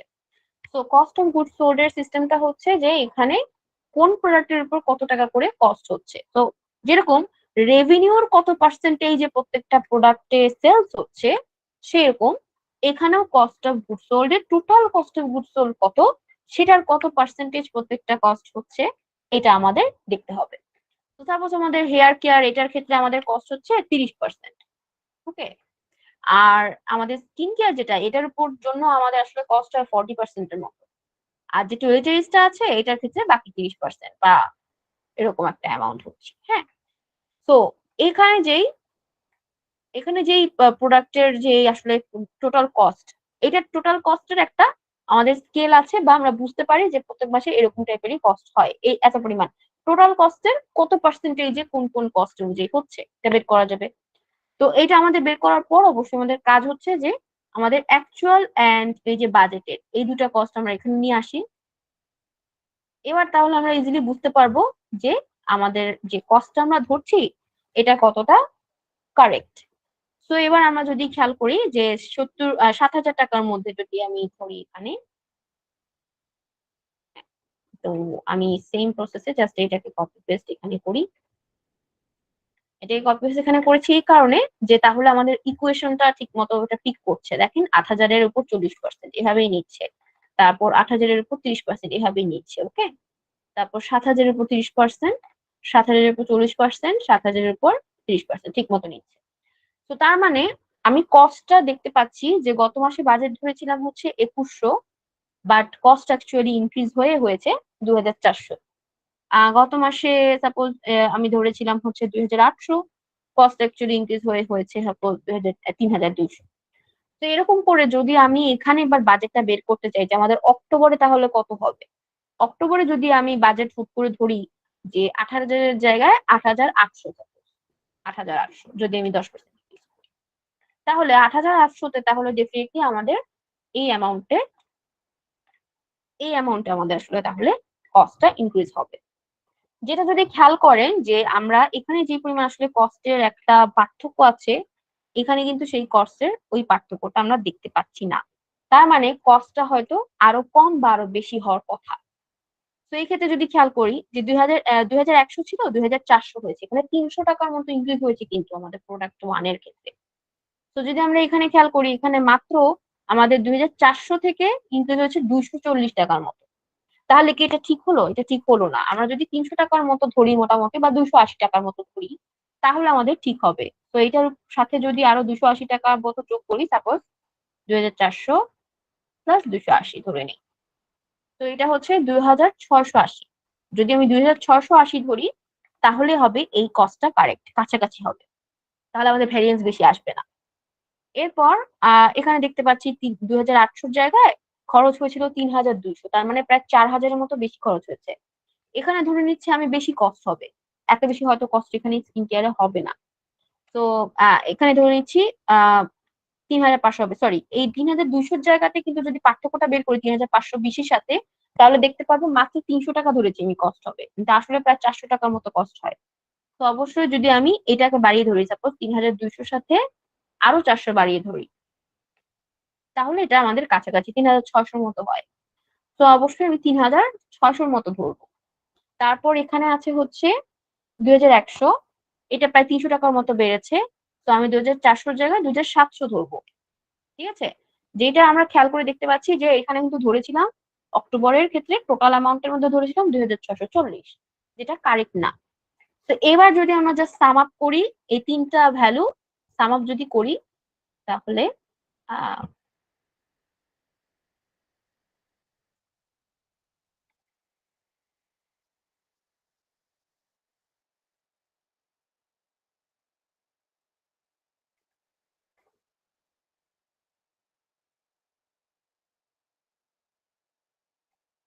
ফরম্যাট নাম্বার সাপোজ অ্যাকাউন্টিং এ দিলাম, আর এটা আচ্ছা অ্যাকাউন্টিং দিলে আবার ডলার সাইন আসবে না, ফরম্যাট নাম্বার এন্ড ফাইন্যান্সিয়াল, হ্যাঁ ঠিক আছে। আর এগুলো কিছু ফাইন্যান্সিয়াল করি, নাম্বার এন্ড ফাইন্যান্সিয়াল। সো এখানে দেখতে পাচ্ছি তাহলে ইন টোটাল আমাদের আসে, যদি আমরা সাম করি এবার ইনসার্ট ফাংশন সাম থ্রি অ্যামাউন্টস 8,980। তো তার মানে 8,800 টাকার জায়গায় যদি আমি 8,980 ধরি তাহলে আমাদের এই বাজেটটা কারেক্ট হচ্ছে। তো এভাবে করে আমাদের যদি আমাদের অ্যাকচুয়াল বাজেট জেনারেট করতে যাই অ্যাক্টিভিটি বেসড অ্যামাউন্টের উপর বেস করে, অ্যাক্টিভিটির উপর বেস করে যদি অ্যামাউন্টের বাজেট করতে চাই তাহলে আমাদের এইভাবে বাজেট অ্যামাউন্টটা বের করতে হবে যে কত অ্যামাউন্টের বাজেট ধরলে আমাদের অ্যাকচুয়ালি আমরা সেই অ্যামাউন্ট পর্যন্ত যেতে পারবো এবং আমাদের অ্যাকচুয়াল কস্টের সাথে পার্থক্য কম হবে। যেমন আমরা দেখতে পাচ্ছি গত মাসের বাজেটের মধ্যে পার্থক্য হচ্ছে প্রায় 14% মতো ভেরিয়েন্স বের হয়েছে। তারপর গত মাসের বাজেটের সাথে অ্যাকচুয়ালের যে কস্ট অফ সার্ভিস রেন্ডার এই অ্যাকাউন্টের মধ্যে বাজেট বের হয়েছে, ভেরিয়েন্স বের হয়েছে প্রায় 75% মতো। তো যদি আমরা এরকম আগে থেকে ক্যালকুলেশন করে ইভ্যালুয়েট করে বের করতে পারি যে কত বাজেট ধরলে আমাদের জন্য ঠিক, তাহলে এই ভেরিয়েন্সটা আরো কম হবে। প্রায় 2-3% মতো হয়তো ভেরিয়েন্স হবে, খুব বেশি ভেরিয়েন্স আর থাকে না। এছাড়া ম্যাক্সিমাম ভেরিয়েন্স হয় প্রায় 20-25% মতো, যেটা অ্যাকচুয়ালি যদি আমরা না বুঝে ধরি তাহলে দেখা যায় 40% অনেক সময় ক্রস করে, 40%-এর জায়গায় 60%, 70% মতো ভ্যারিয়েন্স হয়ে যায়, যেটা আমাদের কোম্পানির জন্য ভালো না। তো অবশ্যই আমাদের এভাবে অ্যাক্টিভিটি বেস বাজেটিং এর মাধ্যমে বাজেট মেথড প্রয়োগ করে বাজেটটা করা উচিত। এবার এখানে যদি দেখি যে এই যে ইনক্রিজটা হয়েছে কস্ট অফ গুড সোল্ড এর জায়গাতে, যদি এবার দেখি যে ইন টোটাল 8,980 হওয়ার কথা, যদি এভাবে আমরা ধরি যেভাবে আমরা এখানে দেখতে পাচ্ছি রিফ্লেকশনটা আগের মাসের প্রথমে, দেন এবার আমাদের মাথায় আসবে যে 8,980 টাকা এটা হিউজ কস্ট, রাইট? তো এত প্রোডাক্টের ক্ষেত্রে এই হিউজ কস্টটা কি আমাদের হবে আসলেও নাকি হবে না? তো কোন প্রোডাক্টের ক্ষেত্রে সাপোজ কোনো একটা কস্ট বেশি আসছে এখানে, সাপোজ দিস প্রোডাক্ট স্কিন কেয়ারের ক্ষেত্রে, যে হঠাৎ করে 2,800 জায়গায় আমি 3,200 দেখতে পাচ্ছি, বা আমি দেখতে পাচ্ছি টয়টারিজে এত কস্ট হওয়ার কথা না। এখানে কোথায় প্রবলেমটা হচ্ছে এটা আমরা ফাইন্ড আউট করার চেষ্টা করব, যে এখানে কোনো কস্ট আমাদের অ্যামাউন্ট কমানো যায় কিনা। আগে আমরা চেষ্টা করব দেখতে যে তাদের যে প্রসেসটা হচ্ছে প্রোডাকশনের ক্ষেত্রে, তাদের কাছে একটা রিপোর্ট পাঠাবো, প্রোডাকশনের কাছে জিজ্ঞেস করবো যে আপনাদের মান্থলি যে এই কস্টটা হচ্ছে এখানে আসলে কোন কোন জিনিসগুলো ইউজ করা হচ্ছে, কোন কোন খাতে কস্ট হচ্ছে এবং কত টাকা করে খরচ হচ্ছে, আপনি এই কস্টের জন্য আলাদা একটা আমাকে ডকুমেন্ট দেন। হ্যাঁ, তো সেটার মাধ্যমে সেই ক্যালকুলেশনটা তারা পাঠানোর পর আমরা এই করে বের করতে পারবো যে কোনো অ্যামাউন্ট এখানে হুট করে গত 2-1 মাসে হঠাৎ করে ইনক্রিজ হয়ে গেছে, সেটার উপর বেস করে আমরা এখানে পরবর্তীতে ডিসিশন নিতে পারবো যে এখানে কোন অ্যামাউন্টটা হঠাৎ করে বেড়ে গেছে, যেটার কারণে আমাদের টোটাল কস্টটাও বেড়ে গেছে। এইটা আমরা তখন মান্থলি আমাদের যে ম্যানেজমেন্ট আছে তাদের কাছে এই রিপোর্টটা দিব, যে প্রোডাকশনের ক্ষেত্রে আমি এই জিনিসগুলো খেয়াল করেছি, এই জায়গাগুলোতে মনে হচ্ছে কস্ট বেড়ে গেছে, তো অবশ্যই আমাদের এটা দেখা উচিত। তার মানে তখন আমরা এই পরিমাণ বাজেট ধরে রাখলেও আমরা এখানে কিন্তু কাজ করছি যাতে আমাদের কস্টটা মিনিমাইজ করা পসিবল হয়। তো এই হচ্ছে আমাদের অ্যাক্টিভিটি বেস বাজেটের মাধ্যমে আমরা যে ইভ্যালুয়েশন করে বের করি আলটিমেটলি যে কোম্পানির বেনিফিট হয়, এই বেনিফিটটার কথাটা বললাম যে কিভাবে হয়। তো এগুলোকে আমি হচ্ছে গ্রিন কালার দিয়ে দিচ্ছি যাতে আপনারা বুঝতে পারেন যে এভাবে ক্যালকুলেশন করলে ভালো। তো আমি এটা জাস্ট গ্রিন কোনো কালার ইউজ করে দিচ্ছি। এবার চলে আসি এখানে বাজেট অ্যামাউন্টস এর মধ্যে। তো বাজেট অ্যামাউন্টস এর মধ্যে এভাবে করে যখন আমরা অ্যানালাইসিস করে বের করব, তার মানে আমাদের টোটাল বাজেট যেটা হবে সেটা আমরা এখান থেকে ধরতে পারবো। সো আমাদের সেলস অন প্রোডাক্টস এটা হবে সেলস ভ্যালু, তারপর আমাদের সেলস এর কস্টটা হবে 8,980, এটা কস্ট, এটা এভাবে করে প্রত্যেকটা অ্যাকাউন্টস ওয়াইজ এরকম অ্যামাউন্ট গুলা বের করতে পারবো। বাকি অ্যাকাউন্টস এর অ্যামাউন্টস গুলো আমি কাছাকাছি অ্যামাউন্টে ধরে দিচ্ছি, বাট অ্যানালাইসিস এর ক্ষেত্রে এই প্রসেসে অ্যানালাইসিস করতে হবে। তো দেন এখানে দেখতে পাচ্ছি যে সার্ভিসের ক্ষেত্রে 10% ইনক্রিজ করলে কত হবে। তো এখানে দেখতে পাচ্ছি অলরেডি গত মাসে আমাদের ইনক্রিজটা হয় নাই, ডিক্রিজ হয়েছে সার্ভিসের ক্ষেত্রে। তো অফকোর্স আমি এই অ্যামাউন্টটা বা এর কাছাকাছি অ্যামাউন্ট যদি অল্প কিছু বাড়িয়ে ধরি, এটা আমাদের অ্যাচিভ করা পসিবল। সাপোজ 1,15,000 ক্ষেত্রে আমি 1,18,000 ধরলাম, যে অল্প কিছু বাড়ালাম, যে এইটা অ্যাটলিস্ট অ্যাচিভ করি, তাহলে হবে হচ্ছে এটা আমাদের অ্যাক্টিভিটি বেস বাজেট অনুযায়ী অ্যানালাইসিস করে তৈরি করা বাজেটের অ্যামাউন্ট। অ্যাডজাস্টমেন্টের ক্ষেত্রে এটা আমরা জানি না কত হতে পারে, তো এই ক্ষেত্রে আমরা 0 অ্যামাউন্ট রাখতে পারি। অ্যাক্টিভিটি বেস বাজেটের ক্ষেত্রে আপনি আগে অ্যানালিসিস করে বের করবেন যে অ্যাডজাস্টমেন্ট হচ্ছে কিনা, না হলে এখানে 0 রাখবো। তো এটা আমরা যদি হয়েও যায় কোনো অ্যামাউন্ট এখানে ইনক্রিজ বা ডিক্রিজ, সেই অনুযায়ী আমাদের এখানে ভ্যারিয়েন্সটা বের হয়ে আসবে এবং এটার জন্য আমাদের কোনো ইফেক্ট পড়বে না। দেন গেইন আর লস অন ফিক্সড অ্যাসেট, এটা মিনিমাম একটা অ্যামাউন্ট ধরতে পারেন, যেরকম আমি গত বাজেটগুলোর মধ্যে ধরেছি 100 করে, আপনারা 100 ধরতে পারেন, অথবা এখানে সরাসরি 0 দিয়ে দিতে পারেন, কারণ এটা আমাদের এখনো জানা নাই যে কত বাজেট আসতে পারে বা কত আসলে আমরা আসলে সেল করবো, এটা কোনো প্ল্যান আছে কিনা। যদি প্ল্যান থাকে যে সেল হবে কোনো একটা ফিক্সড অ্যাসেট, তাহলে সেটার ক্ষেত্রে মিনিমাম 2টা অ্যামাউন্ট ধরে রাখতে হবে, লস এর ক্ষেত্রে এবং গেইনের ক্ষেত্রে। যে সাপোজ আমাদের ফিক্সড সেল হতে যাচ্ছে, এখানে প্রায় 3,000 বা 4,000 টাকার মতো গেইন অথবা লস হতে পারে, একটা আগে থেকে প্রেডিকশন। তো সেটার উপর বেস করে আপনি 3-4 হাজার এখানে ধরতে পারবেন। যেহেতু এখন পর্যন্ত এটা কোনো প্ল্যান নেই আপাতত, তো আমি এখানে 0 দিচ্ছি। আর বাকি যে অ্যামাউন্ট গুলো আছে, ডিভিডেন্ড ইনকাম, স্পন্সরশিপ, এগুলো সেম থাকবে অ্যাকচুয়ালের মতো। তারপর এখানে ইনভেস্টমেন্ট ইনকাম, এগুলো সব সেম থাকবে। তো দেন এবার নিচের দিকে আসি, বাকি যে অ্যামাউন্ট গুলা, hmm, cost of service render. So cost of service render দেখতে পাচ্ছি যে গত মাসে কস্টটা সার্ভিসের ক্ষেত্রে ইনক্রিজ হয়েছে। তো দ্যাট মিনস এই মাসে ৩৫০০ বা ৩৬০০ ধরলে আমাদের সার্ভিসের অ্যাকচুয়াল কস্টটা এরকমই আসবে। তো আমি ৩৬০০ ধরছি এখানে। যেহেতু এখানে অল্প কিছু পরিমাণে আমি এখানে ইনক্রিজ ধরছি, তো আমি এখানে ওই অনুযায়ী সার্ভিসের কস্টটাও একটু বেশি ধরছি। এইবার এর পরের যেই অপারেটিং এক্সপেন্সেস গুলা এগুলোর ক্ষেত্রে আমি অ্যাকচুয়ালটা নিব। আবারও অ্যাক্টিভিটি বেস বাজেটের ক্ষেত্রে আমি অ্যাকচুয়ালটা নিচ্ছি, কারণ হচ্ছে এখানে কিছু কিছু অ্যামাউন্ট যেগুলো আছে সেগুলো জাস্ট কমাবো, বাকি অ্যামাউন্ট গুলো অ্যাকচুয়াল ফলো করেই হবে। তো অ্যাকচুয়ালটা নিচ্ছি। অ্যান্ড দিস টাইম এখানে আমরা অ্যাডভার্টাইজিং এর ক্ষেত্রে যেটা দেখতে পাচ্ছি কনসালটেন্ট ফি, এটা কিন্তু ফিক্সড, তো এটা চেঞ্জ হবে না। ইন্স্যুরেন্স এক্সপেন্স এটা আমরা সেম অ্যামাউন্ট রাখতে পারি অ্যাকচুয়ালের মতো করেই, অথবা একটু বেশি অ্যামাউন্ট ধরে নিতে পারি। আমাদের অ্যানালাইসিস করে যদি দেখি আমাদের ইন্স্যুরেন্সের এক্সপেন্সের অ্যামাউন্ট বাড়বে, তাহলে আমরা সেম অ্যামাউন্ট রাখতে পারি, অথবা জাস্ট নর্মাল যে বাজেট ধরেছি গত মাসে এই অ্যামাউন্টটা রাখতে পারি। এই অ্যামাউন্টটা রেখেছি আমি। লিগাল ফিস এটা থাকবে সেম অ্যাকচুয়ালটা, লাইসেন্স 500 এটা থাকবে। অ্যাডভার্টাইজিং এন্ড মার্কেটিং এর কথাটা এবার বলি। অ্যাডভার্টাইজিং এন্ড মার্কেটিংটা হচ্ছে এখানে আপনাকে অ্যানালাইসিস করতে হবে যে আপনার কোম্পানি থেকে যে প্যাকেজ গুলো বা যেভাবে আর কি অ্যাডভার্টাইজমেন্টটা করা হচ্ছে সেখানে এক্সট্রা কোনো ক্যাম্পেইন হচ্ছে কিনা, কোনো ইভেন্ট হচ্ছে কিনা যেটাতে কস্ট বাড়বে।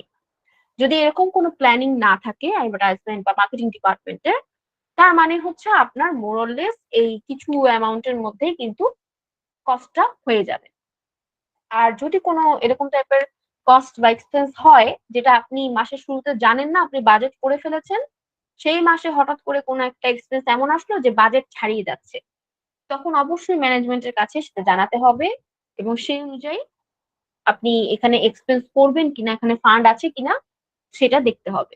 তো অবশ্যই অ্যাক্টিভিটি বেস বাজেটের ক্ষেত্রে অনেক মানে প্রপারলি স্ট্রিক্ট ওয়েতে বাজেটটা জেনারেট করা হয় যেহেতু অ্যানালাইসিস করেই, সেজন্য যদি বাজেটের ক্ষেত্রে দেখা যায় যে এক্সপেন্স বেশি হওয়ার চান্সেস থাকে বা কোনো মাসে ইমার্জেন্সি চলে আসে, তখন দেখা যায় ম্যানেজমেন্টের ডিসিশনটা সবচেয়ে বেশি প্রয়োজন হয়।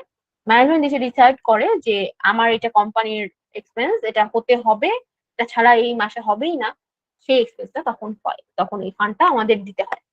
তাছাড়া দেখা যায় যে যদি ম্যানেজমেন্ট নিষেধ করে যে না আমরা চেষ্টা করবো এই মাসের এক্সপেন্সের মধ্যে থাকতে বা বাজেট অনুযায়ী চলবো, তাহলে আপনাকে স্ট্রিক্টলি বাজেট ফলো করতে হবে। তো এই হচ্ছে অ্যাক্টিভিটি বেস বাজেট সিস্টেম। তো আমি এখানে অ্যাডভার্টাইজমেন্ট মার্কেটিং ক্ষেত্রে এখানেও ১,০০০ টাকা অল্প একটু বেশি বাড়িয়ে দিচ্ছি। এবার অফিস সাপ্লাইজ এগুলো একটু কমিয়ে ধরতে পারি আমরা, এখানে কিছুটা কস্ট কন্ট্রোল করা যেতে পারে অফিস সাপ্লাইজ তারপর রিপেয়ার এগুলোর ক্ষেত্রে। তো অফিস সাপ্লাইজ এর ক্ষেত্রে আমি এখানে ৬০০ ধরি, রিপেয়ার এর ক্ষেত্রে ৬৫০ আছে, এখানেও ৫৫০ ধরি। ঠিক আছে, একটু কমিয়ে ধরতে পারি আমরা, এখানে অ্যানালাইসিস করে বের করতে পারি যে গত কয়েকটা মাসে আমাদের কি পরিমাণ অফিস সাপ্লাইজ পারচেজ হয়েছে, সেটার উপর বেস করে অ্যানালাইসিস করে আমরা এই মাসে বাজেট ধরতে পারি। ঠিক আছে, তারপর রিপেয়ার এর ক্ষেত্রে আমরা খেয়াল করতে পারি যে গত কয়েকটা মাসে আমাদের মোরলেস এভারেজ রিপেয়ার এন্ড মেইনটেনেন্স এর কস্ট কেমন ছিল, ওই এভারেজের একটা অ্যামাউন্ট ধরতে পারি আমরা এখানে। তারপর cost and freight, customer freight cost এই মিনিমামটা আছে, এটা গত মাসের অ্যাকচুয়াল, তো এটাই রাখি। পোস্টেজটা কমিয়ে ধরতে পারি আমরা এখানে ৩,৮০০ ধরি। তো এখানে হচ্ছে ৪০০ পর্যন্ত ছিল গত মাসের বাজেট, আমি এখানে অল্প একটু কমিয়ে দিচ্ছি। প্রিন্টিং এন্ড স্টেশনারি ৬০, তো এটা ১০০ টাকা ধরেছিলাম গত মাসে, বাট অ্যাকচুয়ালি খরচ হচ্ছে ৬০, তো এটার ক্ষেত্রে আমি ৫০ ধরি। মিসেলেনিয়াসটা ১৫০ ধরি কমিয়ে। ট্রাভেল কমাই, ট্রাভেল কমিয়ে ধরি, ট্রাভেলটা আমরা ৫০০ ধরি। মিল অ্যান্ড এন্টারটেইনমেন্ট এটা হচ্ছে ৯,০০০ ধরা হয়েছিল গত মাসে, তাও খরচ হয়েছে ৯,২০০। তো এটার ক্ষেত্রে অ্যানালাইসিস করে বের করতে হবে যে আমাদের আসলে এখানে কস্টটা কোথায় হয়েছিল, যে আমরা কি এমপ্লয়ীদেরকে স্ন্যাক্স যা প্রোভাইড করছি বা মিলস যা প্রোভাইড করছি সেখানে খরচটা হয়েছিল, নাকি কোনো এক্সট্রা কোনো গেস্ট এসেছিল যেটার কারণে আমাদের এই এক্সট্রা ২০০ টাকা খরচ হয়েছে। ঠিক আছে, যদি দেখি যে সেটা হচ্ছে এক্সট্রা গেস্টের কারণে খরচ বা ক্লায়েন্ট এন্টারটেইনমেন্টের জন্য খরচ, তাহলে হচ্ছে সেটা আমাদের ৯,০০০ করেই আমাদের বাজেট করা উচিত। আর যদি দেখি যে না এমপ্লয়ীদের জন্য খরচটা হচ্ছে, তার মানে এই মাসেও মোস্ট প্রবাবলি এমপ্লয়ীদের জন্যই এরকম অ্যামাউন্টের খরচ হতে পারে, তো তখন আমরা ৯,২০০ই ধরতে পারি এখানে, বা ৯,১৫০ এরকম ধরতে পারি। ঠিক আছে, তো আমি আপাতত এটার ক্ষেত্রে ৯,০০০ যেটা আছে এটাই ধরি।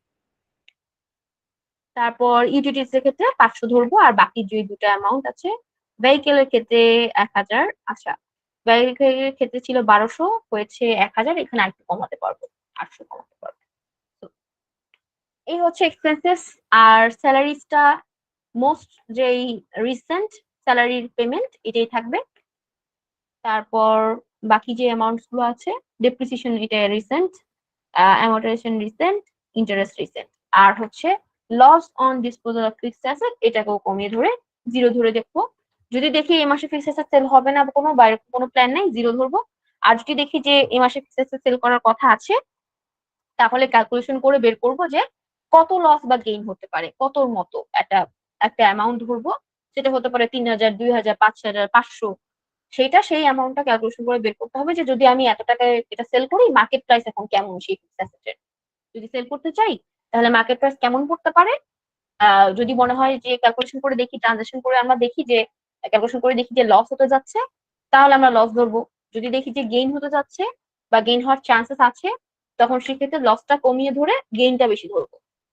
তো এরকম করে আমরা আমাদের ফিক্সড অ্যাসেটের জন্য অ্যাকাউন্টসে অ্যামাউন্টটা রাখতে পারবো। ঠিক আছে? তো এই হচ্ছে টোটাল বাজেটের সিস্টেমটা, যদি আমরা অ্যাক্টিভিটি বেস অ্যানালিসিস এর মাধ্যমে বাজেট তৈরি করি সেটার জন্য। তো আমি যেই অ্যাকাউন্টস গুলো নিয়ে একটু ক্যালকুলেশন করার কথা মেনশন করলাম, সেই অ্যাকাউন্টস গুলোতে অবশ্যই আমাদের কিছু অ্যানালিসিস প্রয়োজন।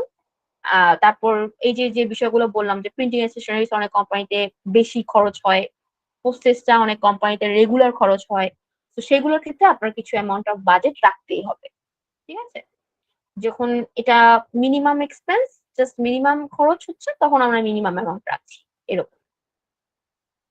তো আশা করি আপনারা বুঝতে পেরেছেন সিনারিও অনুযায়ী, কোম্পানির সিনারিও অনুযায়ী আমরা এখানে চেঞ্জেস গুলো করব, এবং প্রত্যেকটার অ্যামাউন্ট এখানে বাড়বে বা কমবে।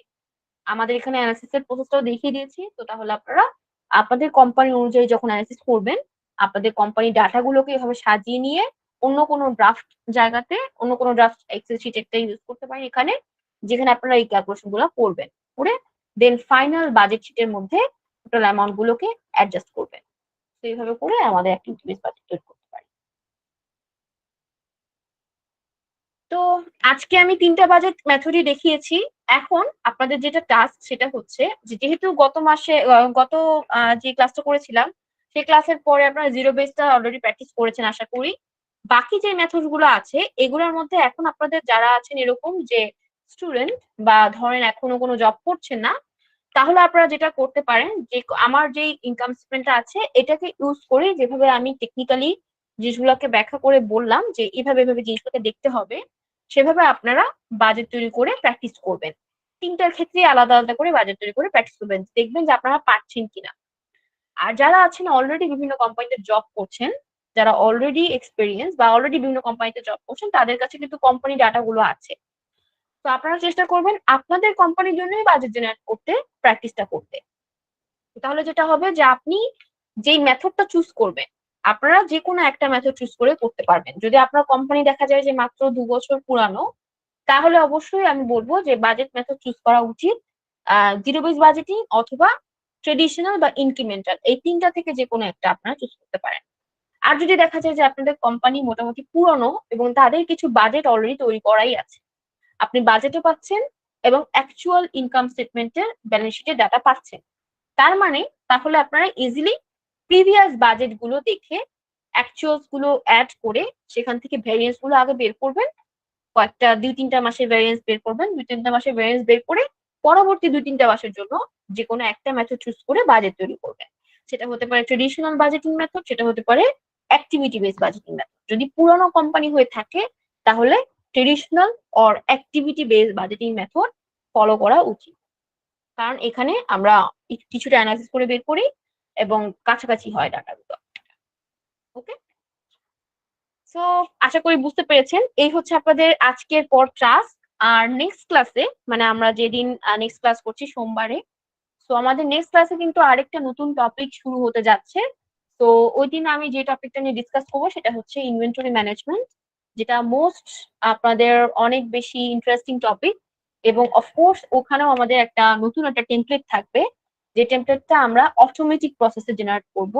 ইনভেন্টরি ম্যানেজমেন্টের সিস্টেমটা হচ্ছে যে আপনি একটা জায়গাতে ডাটা এন্ট্রিটা করবেন, অটোমেটিক্যালি শিটগুলো আপডেট হয়ে যাবে এবং quantity of the inventory items এটা অটোমেটিক আপডেট হয়ে যাবে, যেটা আমরা সফটওয়্যারে দেখতে পাই যে সফটওয়্যারে যখন আমরা সেলস বা পারচেজ ইনভয়েস গুলোকে অ্যাড করি তখন অটোমেটিক্যালি ব্যাকগ্রাউন্ডে আমাদের যে প্রোডাক্ট গুলো থাকে সেই প্রোডাক্টের ইনভেন্টরি আইটেমের কোয়ান্টিটি গুলো এই মাসের শেষে কত করে আছে, কোন কোয়ান্টিটি শেষ হয়ে গেছে প্রতিদিন আমরা চেক করতে পারি ইজিলি।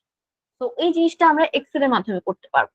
তো এই এক্সেল এর মাধ্যমে কিভাবে করবেন এটা আমি নেক্সট ক্লাসে দেখাবো, ঠিক আছে? তো কারো কি কোনো কোশ্চেন আছে আজকের ক্লাস নিয়ে? আজকের ক্লাস না ম্যাম, নেক্সট ক্লাস যেটা হবে সেটার ইস্যুতে একটু জানতে চাচ্ছিলাম, কোশ্চেন করতে পারবো কি? আচ্ছা আচ্ছা, জি জি বলুন। জি ম্যাম, আমি যে কোম্পানিতে আছি এই কোম্পানি জিরো থেকেই মোটামুটি আমার হাতেই শুরু। তো একটু কাইন্ডলি জানতে চাচ্ছিলাম, আমি মোটামুটি এক্সেল এর মাধ্যমেই কাজ করে তাদেরকে বোঝানোর চেষ্টা করতাম। তো ইস্যুটা হচ্ছে যে আমরা যখন পারচেস করি, তো পারচেস করা কিছু পণ্য দেখা যাচ্ছে যে 50টা পারচেস করছে, এর মধ্যে 40টা বিক্রি হয়ে গেছে, আরো 10টা রয়েছে। তো যে দামে পারচেস করেছিলাম পরবর্তীতে দেখা যাচ্ছে সে দামে পারচেজে যে 10টা আইটেম রয়ে গেছে, পরবর্তীতে আবার নতুন করে আরো 50টা অর্ডার করা হয়েছে যেগুলো চলে আসছে। দ্যাট মিনস হচ্ছে আমার 50টার সঙ্গে ওই যে 10 পিস আরো ছিল সেটা 10টা, যোগ হয়েছে। জি, রাইট। 60টা হয়ে গেছে। এখন ফার্স্টে যে 50টা কিনেছিলাম এইটার প্রাইসটা ছিল একরকম, আর পরবর্তীতে যখন আহ, ইয়া করলাম 50 পিস নতুন করে অর্ডার করলাম, এটার প্রাইসটা একরকম। তো এই বিষয়গুলো এক্সেলে করতে গিয়ে যখন আমরা সেলের হিসাব করতে যাই, দেখা যাচ্ছে যে এগুলোর সাথে বেশ রকম একটা হিমশিম খেয়ে যেতাম। এখন কালকে মানে নেক্সট যে ক্লাসটা হবে এই টেমপ্লেটের মাধ্যমে এই বিষয়গুলো কি মানে খোলাসা হবে কিনা, যে এগুলা সহজ করা যায় কিভাবে, এ ধরনের কোনো সুবিধা থাকবে কিনা? আচ্ছা, তো কস্টের যে বিষয়টা বললেন, কস্টটা তো হচ্ছে আসলে সেই কস্টটা ইভ্যালুয়েট করেই তো আমরা আসলে আমাদের প্রোডাক্ট গুলো সেলস প্রাইসটা নির্ধারণ করি। তো যখন আমরা প্রোডাক্টের কস্টটা যখন নির্ধারণ করি সেটা হতে পারে যে আপনি বাইরে থেকে প্রোডাক্টটাকে পারচেজ করে আবার রিসেল করছেন, তো অফকোর্স তখন আপনার প্রোডাক্টের যে কস্টটা থাকে সেই কস্টের সাথে আপনার সেলস প্রাইসটা অ্যাড করে দিয়ে তারপর আপনার প্রফিটটাকে অ্যাড করে দিয়ে দেন তারপর সেলস প্রাইসটা নির্ধারণ করা হয়। তো অবশ্যই এখানে হচ্ছে যে বিষয়টা, যখন প্রথম স্লটের প্রোডাক্ট গুলো সেল হচ্ছে তখন একটা কস্ট থাকে বা প্রাইস থাকে, সেটাকে নিয়েই আসলে আমরা সেলস প্রাইসটা নির্ধারণ করি। তো ওইটার ক্যালকুলেশনটা কিন্তু আমরা আলাদা করে বের করে ফেলি, আর তারপরে দেখা যায় এন্ট্রি দেওয়ার সময় বা সেল করার সময় আমরা সেই অনুযায়ী সেল করে থাকি, তাই না? তো আমাদের সেই সেলস অ্যামাউন্ট গুলো কিন্তু প্রোডাক্টের ইউনিটের সাথে চেঞ্জ হবে। মানে আপনি যখন পুরানো ইউনিট গুলার প্রোডাক্ট সেন্ড করবেন তখন পুরানো ইউনিটের প্রাইস অনুযায়ী আপনার সেল করতে হবে, আর যখন নতুন ইউনিটের প্রোডাক্ট সেল করবেন তখন নতুন ইউনিটের নতুন পারচেজ প্রাইস অনুযায়ী আপনার সেলস প্রাইসটা হবে এবং সেলস প্রাইসটা সেই অনুযায়ী সেল করতে হবে। তো অবশ্যই আপনি এই ইনভেন্টরি ম্যানেজমেন্টের ক্লাসের মাধ্যমে এই জিনিসগুলো কিভাবে এন্ট্রি করবেন সেই প্রসেস গুলো দেখতে পারবেন, আর সেটার রিফ্লেকশনটাও দেখতে পারবেন। আমি সেটা আপনাদেরকে ক্লাসে আরেকটু ক্লিয়ারলি ওখানে অ্যাড করে দিব এবং বুঝিয়ে দিব, ঠিক আছে? অবশ্যই আপনি এটা ক্ষেত্রে নিশ্চিত থাকুন, আপনি এই জিনিসটা যেহেতু কোশ্চেন করেছেন আমি এটা অবশ্যই আপনার ক্লাস দেখাবো। জি, থ্যাংক ইউ। ওকে, তো ইনশাল্লাহ আমরা ফার্স্ট অফ অল হচ্ছে নেক্সট ক্লাসে প্রথমে যে প্রাথমিক পর্যায়ে যে পুরাটা এক্সেল তৈরি করা লাগে বা ইনভেন্টরি ক্ষেত্রে আসলে কি বিষয়গুলো লক্ষ্য করতে হয় এই জিনিসগুলো নিয়ে ডিসকাস করবো, দেন ক্লাস শুরু করব। সরি। আর তারপর আমাদের যে টেমপ্লেটটা জেনারেট করতে হবে ওই টেমপ্লেটের মধ্যে আমি ইনিশিয়াল স্টেজে যা যা কিছু করা লাগে একটা টেমপ্লেট জেনারেট করতে অবশ্যই অটোমেশন করার আগে ফরম্যাটস গুলোকে দাঁড়া করে নিতে হয়। যেমন আমরা বাজেটের ক্ষেত্রে দেখলাম যে প্রত্যেকটার জন্য আমরা ফরম্যাট কিন্তু আগে তৈরি করে নিয়েছি, তাই না? তারপরে ইনপুট করা শুরু করেছি ডাটাগুলো, তারপর আমরা আস্তে আস্তে এখানে সবকিছু করলাম। তো ইনভেন্টরি ম্যানেজমেন্টের ক্ষেত্রে সেম জিনিসটা করব, আমরা আগে ফরম্যাট তৈরি করব, টেমপ্লেট তৈরি করার সময় ফরম্যাট গুলো তৈরি করার পরে আমরা ডাটা এন্ট্রি দিব এবং তারপরে সেটার রিফ্লেকশন আমরা কোয়ান্টিটির মধ্যে দেখতে পাবো, যেহেতু আমরা কোয়ান্টিটির মধ্যে ফাংশন অ্যাপ্লাই করব। দেন পরবর্তীতে আপনার যে এই যে কোশ্চেন গুলো আছে বা কোয়ারি গুলো আছে এগুলো আস্তে আস্তে করবেন, আমরা এই কোয়ারি গুলো আস্তে আস্তে সলভ করে যাব। তাহলে কি হবে, টেমপ্লেটের মধ্যেই সেগুলো সলিউশন আপনারা পেয়ে যাবেন পুরোটাই। ওকে গাইস, সবাই তাহলে প্র্যাকটিস কমপ্লিট করে ফেলবেন, আমি কিছুক্ষণের মধ্যে আপনাদেরকে ফাইলটা আপলোড করে দিচ্ছি। আর আজকের ক্লাসের রেকর্ডেড ফাইলটা যখন আপনাদের ক্লাসরুমে আপলোড হয়ে যাবে আমি সেটা নিচে কমেন্টে আপনাদের ক্লাসের আজকের লিঙ্কটা আমি আপনারা কিছুক্ষণের মধ্যে অবশ্যই একই ফোল্ডারেই পেয়ে যাবেন। আপনারা যদি ওই ফোল্ডারে জাস্ট হোয়াটসঅ্যাপ থেকে ওই লিঙ্কের যে ফোল্ডারটা আপনারা ওপেন করতে পারবেন, আপনাদের 19th ব্যাচের যে ফোল্ডারটা, সেখানে ডে 3 দিয়ে আজকের টেমপ্লেটটা আপডেট করা দেখতে পাবেন। আমি কিছুক্ষণের মধ্যেই আপলোড করে দিব। আর কালকের মধ্যে যখন আমাদের রেকর্ডেড ফাইলটা আপলোড হয়ে যাবে ক্লাসরুমে, আমি ওখানেও আপনাদেরকে লিঙ্কটা দিয়ে। ওকে এভরিওয়ান, আসসালামু আলাইকুম সবাইকে। আল্লাহ হাফেজ। আল্লাহ হাফেজ।